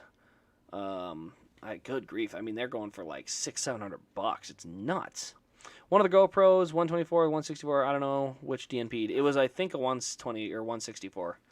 It was the Suarez, I want to say. Which is unfortunate. Those are good-looking race cars. Let's see what I'm doing. Oh, yeah, I was going to shoot some or some fire dogs. Oh, he's still alive. Oh, I got to go blast some more. Oh, and I fell. All right, go back up here. All right, let me see here. What do I think of the Monster Energy cars taking each other out? I thought it was funny. Mostly because I still think Riley Herbst is talentless. Like, I hate it. The kid's probably a nice kid. Just, man, I hate people that fail upward. Like, I would love to run like crap in a truck and then just get moved to Xfinity and then run like crap there. Like, I would love to be garbage and still have that opportunity. You know? Like, I never got a chance to really race above karts. So if I could be mediocre and then go race in these high-end series in good cars, I'd love it. I literally think, and I hate to say it this way, but I feel like if I had maybe 2 full years of just nothing but racing experience and like learning and coaching, I think I could be better than Riley Herbst in 2 years. And I hate to say it like that because I don't want to belittle him, but for God's sake, he's in the 98. That thing won like 10 races, and then he hops in it and barely makes the playoffs. Like, there's a point where it's like, you have to be able to make it better than that. Like I said, and it's not just him. Like, I think the same thing about Jesse Iwuji. Like, the dude is not very good right now. Can he get better? Yes. Should he be in the Xfinity Series? No. Oh, I'm literally hitting them. How is it I'm missing these full bursts? There we go. I don't know. Maybe I'm just finally getting to that tired stage. I had a chance to meet Logano last Tuesday at a Legends race, but it rained out. Oh, that sucks. I feel like getting a signed one on eBay. I want to get my Phoenix win signed, but at the same time I don't. I personally like keeping my raced wins unsigned unless it's a Daytona win or a race I've seen in person. Outside of that, I like to keep them unsigned. I mean, don't get me wrong. Sometimes I get them signed, but for for the most part, those are the only ones I really want signed. So my Chase Elliott wins, they don't get signed. Just the Kansas one because I was there. Is it just me, or does it seem like a graphic designer for Hendrick Motorsports is just off this season? Not a fan of any of the Hendrick schemes. No, I 100% agree. I think some of the schemes have been okay. Blackbeard Designs does good, but here's the thing. The reason you think they're off their game and they're not very good is because of the location and the number. I will go on record saying that. Ice water's so good. Alright, I should probably just... Woo.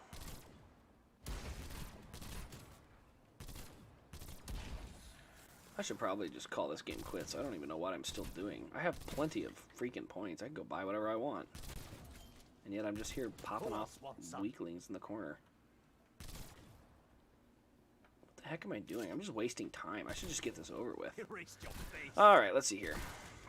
Read a couple more chats. Gibbs' team said that the race winning is less than 10% of the incomes, which makes sense because there's more sponsors and less talent than ever.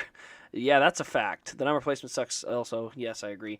But yes, right now the issue is that basically the sponsorship pays all the bills, and so there's a lot of teams out there that are willing to run 30th and be paid, then run 10th and not. And that's a good business decision. But NASCAR needs to do a better job of making it financially smarter to run better. I mean, making it so it doesn't, like, you should not encourage ownership to take less talented rides. That's just stupid. And unfortunately, it's what's been happening for quite a while. I mean, Nice is a perfect example of this. Nice had the opportunity to keep Ty Majeski, but he didn't bring a lot of sponsorship. So they went with Dean Thompson. Dean Thompson got lapped I don't know how many times today. He's run like garbage every race. I don't even know who the heck he is. Like, he's clearly not run well enough to gain any type of, like, interest. You know, Carson Hocevar did. When I started watching and seeing how Hocevar was running, I was like, oh, this is interesting. So I watched him throughout last year, and he kept getting better and better, and now he's one of the contenders. So, yeah. All right, let me land up here and then answer some more chatty chats. Number placement. Oh yeah, how do I think DiBenedetto will ever get back to Cup? I don't know if he'll ever get back to Cup. I don't know if he ever really belonged in Cup. You know, I think he was okay, but he had the equivalent talent of who would I put him in the equivalent line of? I would say he is equivalent to Daniel Hemrick. He is a guy that runs right where the car should run and no further. Like, he's not going to go out and take a 10th place car and win with it. He's also not going to take a 10th place car and run 30th with it.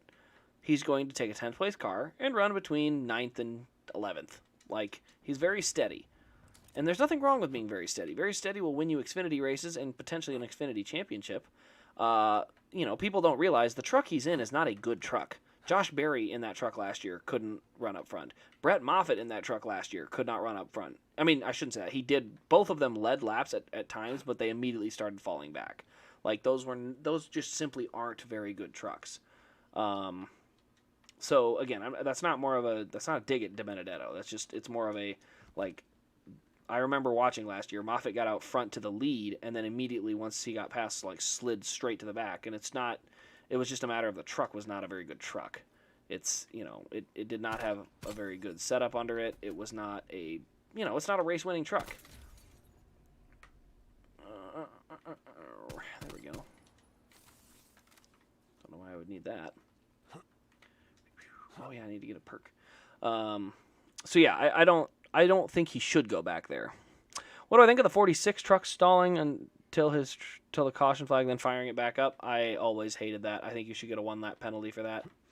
I think if you bring out a caution for a stalled truck, it's an automatic 1-lap penalty. Like, there's nothing more infuriating than having a race come to a grinding halt because somebody wants a free pass around. So, my personal opinion, like, only at road courses. You know, at other tracks, it doesn't make sense to, you know, risk it. But, you know, personally, I'm not a fan of the stalling until the yellow comes out. Like, if you cause a yellow, you go a lap down. And yeah, don't cause yellows. You know, the only time a guy doesn't go a lap down generally is if they stop on track on purpose. But even then they sometimes do, so I don't even know if that'll stop it. Alright, let's see if I can read a few more here. How much are Jimmy's 2016 Homestead Elites going for? I want to get one since Jimmy's my favorite driver. I think the Jimmy Homesteads are going for over 400 now. I could be wrong, but I think they're over 4. Furniture Row and their championship. Oh, I love Furniture Row. I love that team. That team was something else. They were taking Gibbs equipment and kicking their butt with it. They were like, here, give me a car. I'll go run, faster than you in it. And they did every time. I loved it. What do I think? Oh, yeah, I already said that. Who is my favorite driver of all time and active driver? Well, if the chat would like to remind him who my favorite driver is, go ahead. I've said it enough. I think enough people know. So it's not an insult. I think that most of the people in the chat know who it is. So they'll let you know for you who my favorite all time is.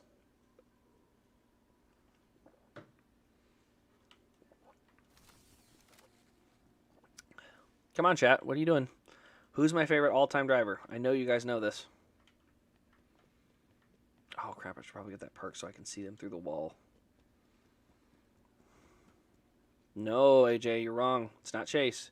Chase is one of my favorite active drivers. So Chase, Brett Moffitt, and Noah Gragson are my current favorite, active drivers.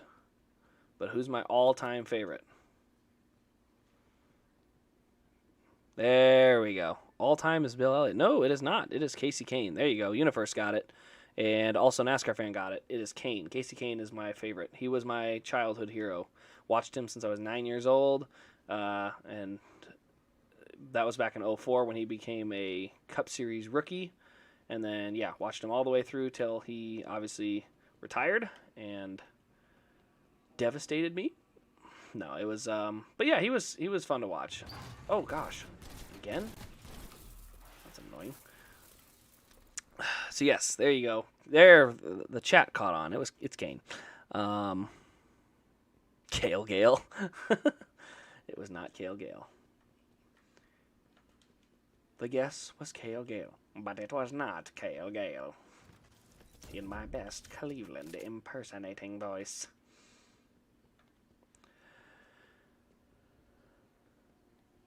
No, Bill was my original favorite driver. So, Bill, I only watched NASCAR starting in 2003. So, being as he was the Cup guy at the time, he was my first favorite driver. But Kane is my, I guess, more favoritist. So, yeah, basically it would be like, he would be what you would consider your first favorite driver. But Kane is I'm definitely a bigger fan of, if Kane's running SRX at Knoxville, I'm going to be there. If he's running, I want to go see him race. Like, Bill, I would still want to go see him, but just, not to that same degree. So, oh, well, you can go get him. You're a zombie now. Casey was NASCAR's most unluckiest rookie. No, that's a fact. He was so unlucky as a rookie. I mean, Dover was a prime example of that. That was a race that was just like, you got to be kidding me. It literally taught me to never trust a race. That's why when cautions come out with 2 to go while Elliott's leading, I don't even say, are you kidding anymore? It's just like, yeah, that's how they always go. And not because they always happen to Elliott that way, but that's how they always would happen to Kane. He would always have crap like that. Oh, he set me up to learn how heartbreak works. Casey and Chase both ran the 9. Do you happen to just like the number 9? Nope. Because remember, Chase started in the 24.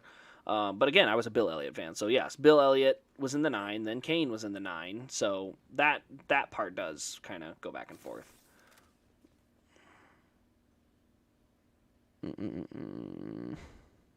So yeah, the 9 was mostly because I obviously liked Bill first. And then Kane took over that ride. So naturally, I just gravitated to that number next. But yeah, it had nothing to do with the number, and it had everything to do... My gosh, hit the freaking thing. What is wrong with me? I am just shooting like crap today. Oh, boy.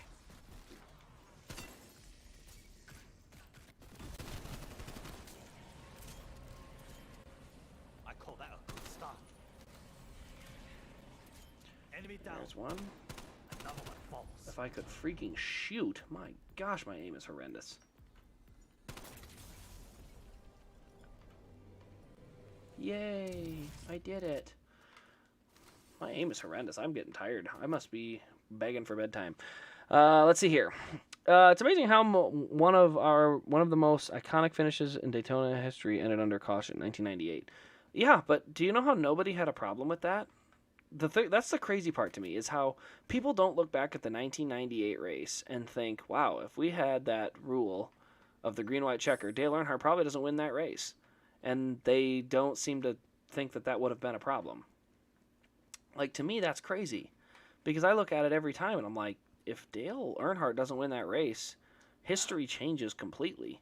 And I don't know. To me, it seems like we got fans more accustomed to entertainment and less accustomed to integrity of the racing itself. Because I look at races like Gateway. Well, actually, Gateway wasn't too bad, but I look at races like Charlotte, the Charlotte truck race, when all of a sudden all the leaders started getting wrecked at the end.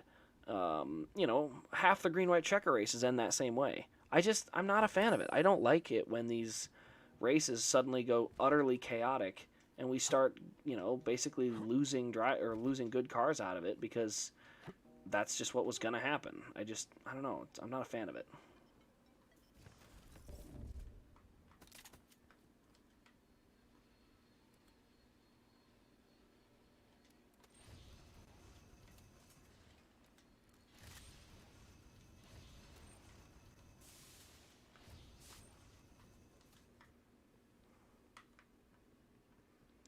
I need to go update one more thing quick. All right, so I need Dale Jr.'s 2004 Daytona win. Luckily, that's a pretty easy one to find. I got lucky enough to find it autographed when I finally got it. And then, which of the three drivers had the best 9 font? I would say Casey Kane was most interesting. I thought I liked the Evernham 9. Bill actually ran that 9 as well for a little bit, but I like that 9. I also like his sprint car number 9. Between the Evernham and the sprint car 9, those are my two favorites. That's why Casey Kane's number 4 is one of my favorite numbers. I thought that was a cool design for a number. Out of the 3 7-time champs, who do you think is the best? I say Johnson because he ran in an era, Earnhardt, then Petty. Honestly, yes, Johnson is the best of the 7-time champs.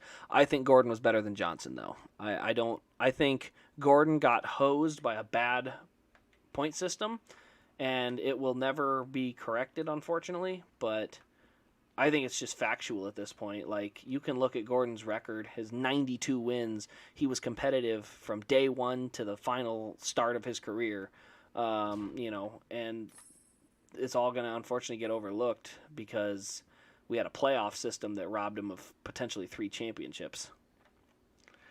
I feel that people blow over the fact that he has 200 wins and still try to say he isn't the best when he's racing some of the best ever. Let's be fair here. Richard Petty also had the opportunity to race in a lot of races. Like, NASCAR raced a lot more, and the competition was different. Like, think about it this way. If Kyle Busch went out and got 200 Xfinity wins, that would be very similar to winning 200 Cup races at the current time. Like, Xfinity Series is a very competitive series. And that's the thing. Like, I think Kyle Busch's 200 wins, I don't know if they're necessarily as impressive, but they're certainly not. Like, I think 92 modern era Cup wins is more impressive than 200 early era Cup wins. Because, you got to realize, Richard Petty sometimes would lap the field. Like, is it really impressive if your car's so fast it can lap the field? That's just my opinion.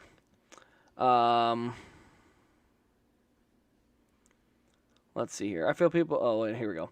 He did against David Pearson. No. He and David Pearson split. David Pearson was not in all of them. That's part of the reason that people kind of blow over it, is because head-to-head, they were actually very even as far as how many times they each won. They raced about 200 times against each other, Petty winning 100 and Pearson winning 100. But for 100 more of Richard Petty wins, he didn't run against Pearson. So that's more, I think, where people get a little more... I don't want to say... I don't know what the word is. I don't want to say it in a mean way or like a bad way, because I don't want to disrespect the king. But it's more just, we have to have a perspective of what you know, what it actually meant at that time.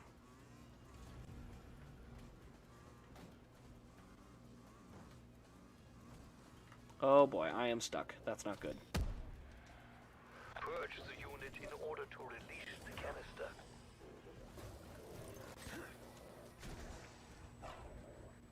Coming Semtex. Canister detached. Operator on the move. You are now experiencing restricted movement and Let me over. impaired vision, yes? Ethereum crystals are not only heavy, their radiation is potent. Time to go. It is completely... Alright, let's see here.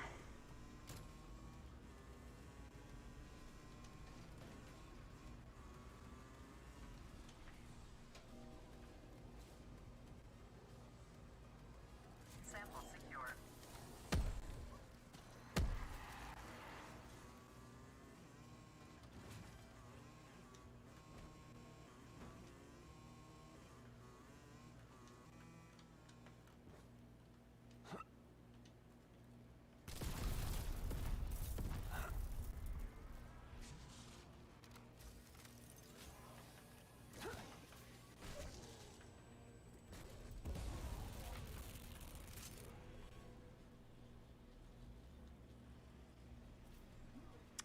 Alright, climbity climb. Alright, let's see. Let's see here. Oh wow, I gotta go through a couple here. Build around the night. So as soon as I get this thing dropped off, I'll run through a couple more.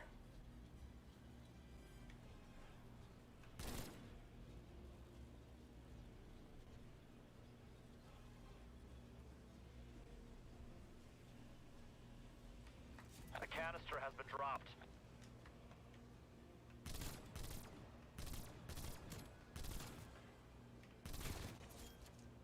Demons are down.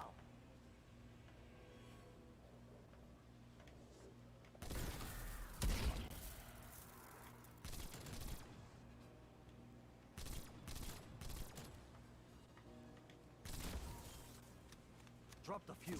Stand by for more.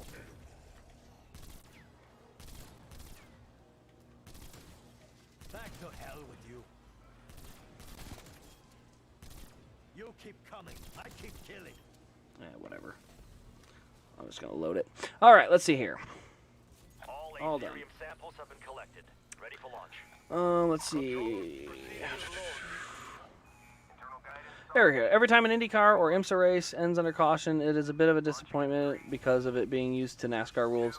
I mean, I would agree. Like, obviously, you never want to see a race end under caution, but I do think there is a point where I would rather it end under caution than have a bunch of people. I don't want to see the guy in fifth win and the top four all get wrecked out. I would rather see it end under caution than the top four get wrecked out. That's just my personal opinion on it. Let's see here. Indy Road Course cost Briscoe a win due to past laps for Briscoe. Last year?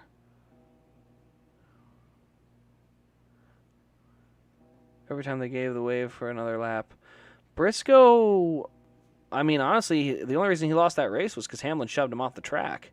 I don't think laps really had much to do with it. Unfortunately, it was really sucky the way that ended for him. Oh, yeah, I already did that one. He had dozens of wins given to him in the 60s with scoring errors. Yes, yeah, that was part of the era. I can't even imagine what would have happened if Gordon won the championship in 15. That would have been amazing. I mean, honestly, I just wish Gordon would have gotten a win in the playoff era because I feel like that was a problem.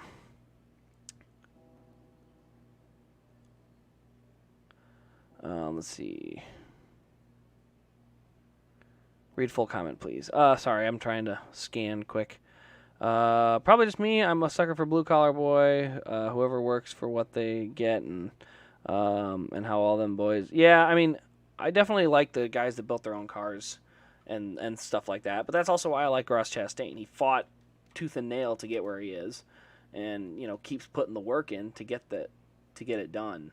That's why I'm not a fan of guys like Herbst and different guys that have basically kept buying different rides and not earned their way up. Like, as I said, being a Brett Moffitt fan is frustrating. He wins a championship and loses his ride. Goes to 2 straight Final Fours and then loses his ride. Like, at what point, what do you have to do to keep a ride if winning races and going into the championship hunt every year isn't enough? And it's frustrating, you know, especially when you see guys like Riley Herbst, Brandon Jones, guys that couldn't win in the Truck Series and they just promoted them anyway. So, you know, that's what's so frustrating, is that there are guys that have done that for so long. And so knowing that, it can get frustrating when you're watching your driver struggle just to get any chance at a mediocre ride. And meanwhile, you have, you know, some other guy getting just opportunities handed into his lap every 5 minutes from another top-tier team. You know, honestly, I had that thought of Harrison Burton. Harrison Burton has been all but mediocre in every series he's been in. You know, he did get a couple Xfinity wins, so good for him on that. But that was, you know, he went winless last year. And what did they get? What does he get for going winless? Promoted. Sometimes I amaze myself.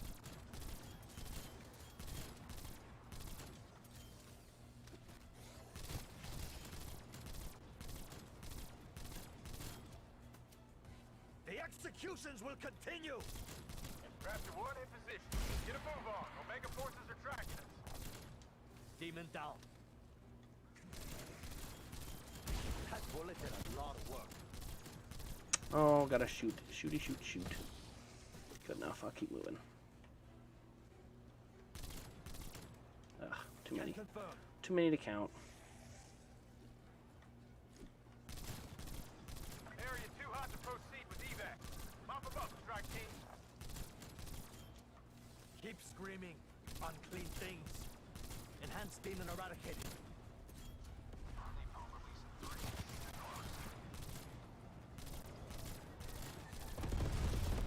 Appreciate it, team. All right, all done. All right, let me read a couple more quick. I'll just leave it at the main menu. Okay, let's see here. Cody Ware's dad literally bought a race team for his son.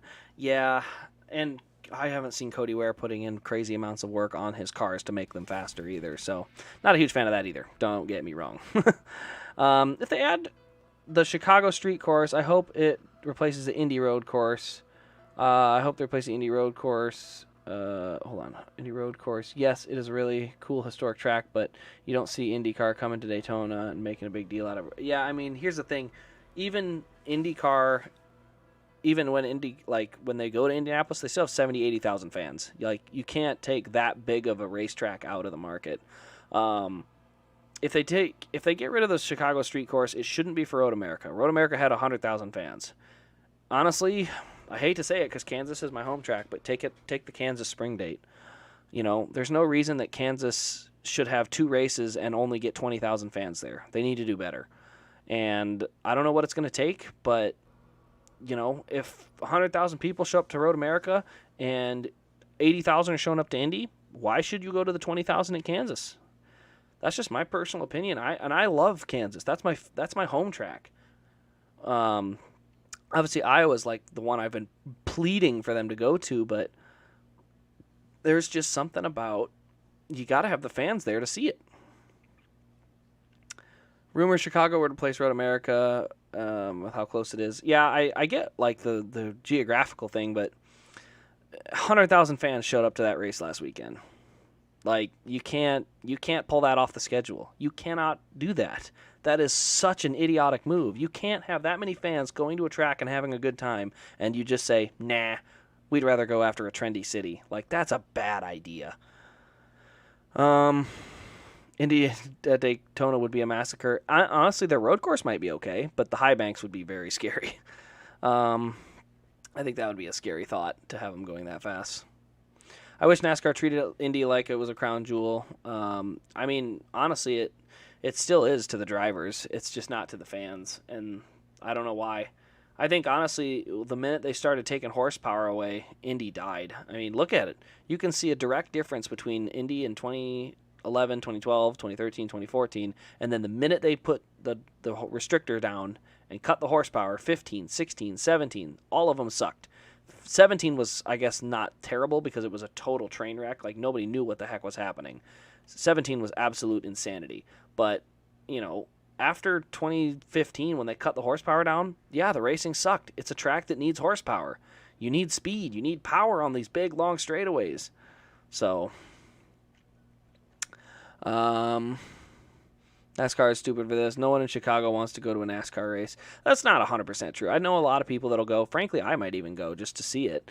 But, I mean, I would much rather go to Chicagoland. I would much rather go to... I would much rather see them take a street course to a place like Denver that needs to have a race. Minneapolis, another market that they've never even tapped into. You know, I'd rather see a street race at a place that doesn't have a track right outside the city. Like, Chicago is a city, yes, but they have a track right outside, and they didn't go to it. So, you know, go to a track that doesn't have go to a city that doesn't have a track right next to it, personally. Honestly, take out the Indy Road Course and replace it with the Oval. Take out Spring Phoenix and put Chicago Street Course there. There's so many places they could put it.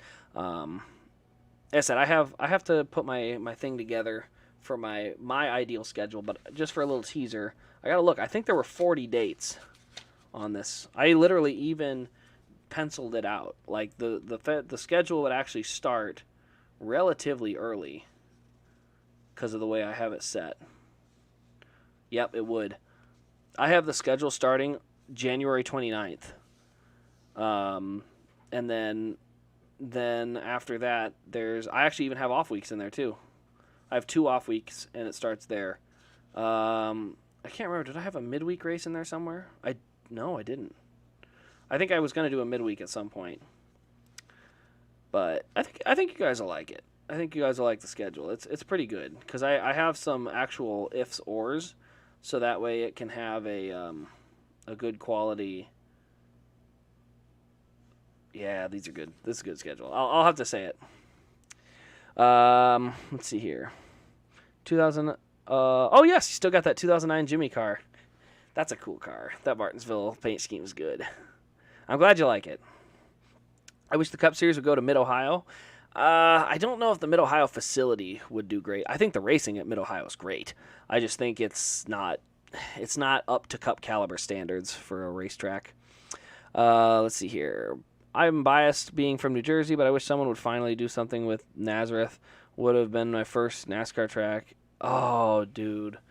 Nazareth, it's way too far gone now. I mean, trees are growing through the concrete. You're never getting that surface back. It's going to take so much work to get that, to put it back in raceable condition, which is too bad because Nazareth was a terrible racetrack when it was low banked, but if you would put some progressive banking around that sucker, oh, that'd been a fun racetrack. That track could have been a blast. Phoenix used to be okay, but the PJ1 reconfiguration killed the racing there. Yeah, it made it kind of a top groove only, and just, I don't know. Phoenix is tricky. It was never a great racetrack, but it was never terrible. I think it's gotten really bad with the next gen car though. I think it's so hard to pass and they're shifting. That's just not good for Phoenix. All right, let's see here. Oh yeah, that was the Phoenix one there, yeah. But yeah. Anyway, well, the last thing I was gonna say was I was looking at the schedule I had made. And in the schedule I had made, there is a couple of repeats. Where did I put Easter? I know it's in there. I had Easter off. And oh, wait, Mother's Day was first, right? No, Mother's Day's after Easter. Or is it the same time? When is Easter? It's in April, right? Yeah, there it is. I had the off weekend of Easter in there, too. Because I couldn't remember what day it was. So, yeah, I had Easter off, too. Hey, there's Mark. And he thought Atlanta sucked. But there's Mark. Remember, I think NRF had a tweet. Mark, the guy in Chicago who wears Vans and, I don't know, something else. So, hey, Mark, you're not allowed to like NASCAR. NRF says so. You're not allowed to because your name is Mark. Honestly, he has some weird takes sometimes, but I get what he's trying to say. They're aiming for a target demographic that doesn't typically like NASCAR. That's a fair point. Like, that is a fair observation. It's just the way he chose the name Mark was kind of funny. Am I getting Larson's Phoenix win 124th? Yup. And wondering how their burnout damage will do. I'm not sure how it'll do. I hope it's good, and it looks like on the render it's going to be pretty good too. Yes, it should be cut out. The fenders should be chopped out of it a little bit. Harvick fans, Phoenix is the best track ever. It used to be, and then Harvick hasn't. Actually, he's had consistent top 10s there, just not getting the wins. Going to the Bristol Night Race and Charlotte Roval this year. Hey, sweet! I'm also going to the Bristol Night Race. I'm honestly really nervous though. I think they need to fix the short track thing on these cars, because if the Bristol Night Race is an absolute dud because no one can pass, the fans will riot. Like, you cannot ruin Bristol Night. You cannot let that race get ruined because of some stupid, we want to have a single lug wheel. Like, I don't care. You need to make sure that doesn't happen. Also, I don't know if anyone's noticed, there hasn't been a lot of left rear failures recently. Now, that being said, there was only one oval, 2 road courses, so maybe that's why, but I haven't seen a lot of left rear failures recently, so I could be wrong on that, but I've noticed that. You don't know who that Mark is. Well, I'm glad you're not that Mark. At least you're big NASCAR fan, so that's got to count for something. Let's see here. I want to see what other surprises I had for you guys in my schedule. Oh, yep, it includes a Nashville Fairgrounds. It also includes 2 Fontana dates. Oddly enough. Does it have 2 Kansas dates? It does have 2 Kansas dates, which I would also be willing to substitute for Chicago. Or did I have Chicago? Oh, no, I do have Chicago in here. Who did I cut? Oh, I cut... Well, no, I didn't cut a Phoenix race. I cut somebody's races down. Whose races did I cut? I actually didn't cut that many of them.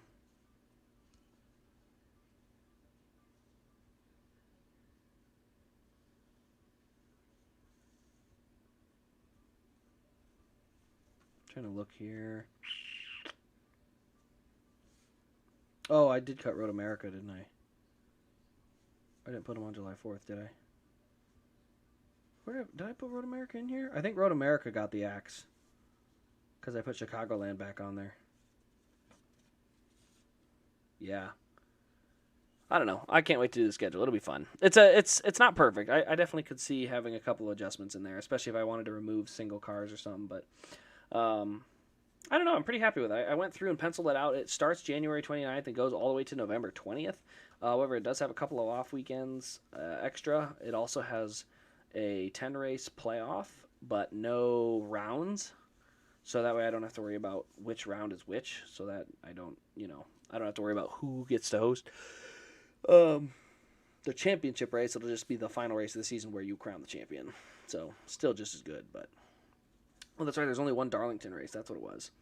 I moved it down to one Darlington race, and there's 2 Kansas races, but I'd be willing to swap a Kansas race for, Road America or something if it had to. So. Oh, that's Dover. Okay, that's right. I put them in there. That's right. That's right. So. Do I think North Wilkesboro will make a return in the decade? That's a long time. I hope so. I hope they make a return. I don't know for sure. That's a lot of work. I think NASCAR will host an event there. I just don't know if it'll be Cup. I think somebody will be there, though. Oh, here we go. I'm not in Chicago. I live in Virginia. Let's see here. He tied Petty and Senior with the most consecutive top 10s in a single track with 16. That's right. I knew Harvick had set a pretty big record there. And that's the thing. Harvick has been so steady and honestly had such a great career. I hate the fact that the playoff system shows him to only have one championship. Harvick should be a 4 or 5 time champion right now. And instead he's only got one because of a flawed system. Imagine tomorrow, since you say that there will be left rear failure. Oh, gosh. I hope it's not like 10 left rear failures and then there's only 2 cars running or something stupid. Especially with that stupid caution or, damaged vehicle policy. You could have one, bent toe link and you're out.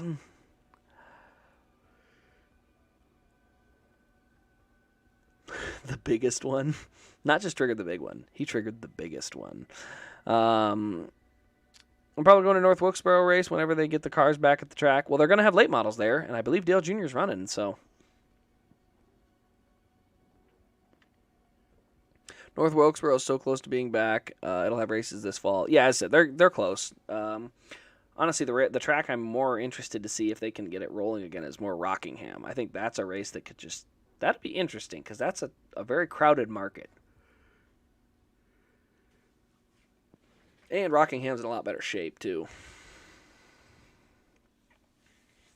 All right, well, I'm going to save my voice for tomorrow. So I hope you guys have enjoyed this little 2-hour and 20-minute live stream. But sounds like everything's working pretty good. So tomorrow it should all be good to roll for the live stream during the race. As I said, I don't turn this on instead of the race because, as I said, I can't show the visual for the race, but I can do the audio / leaderboard thing. So if you want to turn on the audio alongside the race or whatever, that way, and then you can obviously hang out in the chats in the comment section and stuff too. So, but yeah, come on over, say hi tomorrow. It'll be a fun full race to try. I've never done this before, so we're gonna see how it rolls and how it works. Hopefully, it all goes good, and potentially that'll become a weekly thing. So, kind of excited to try it out. But anyway, guys, thanks for tuning in tonight, and we will see you tomorrow live for the Atlanta Watch Along. So, thanks again, guys.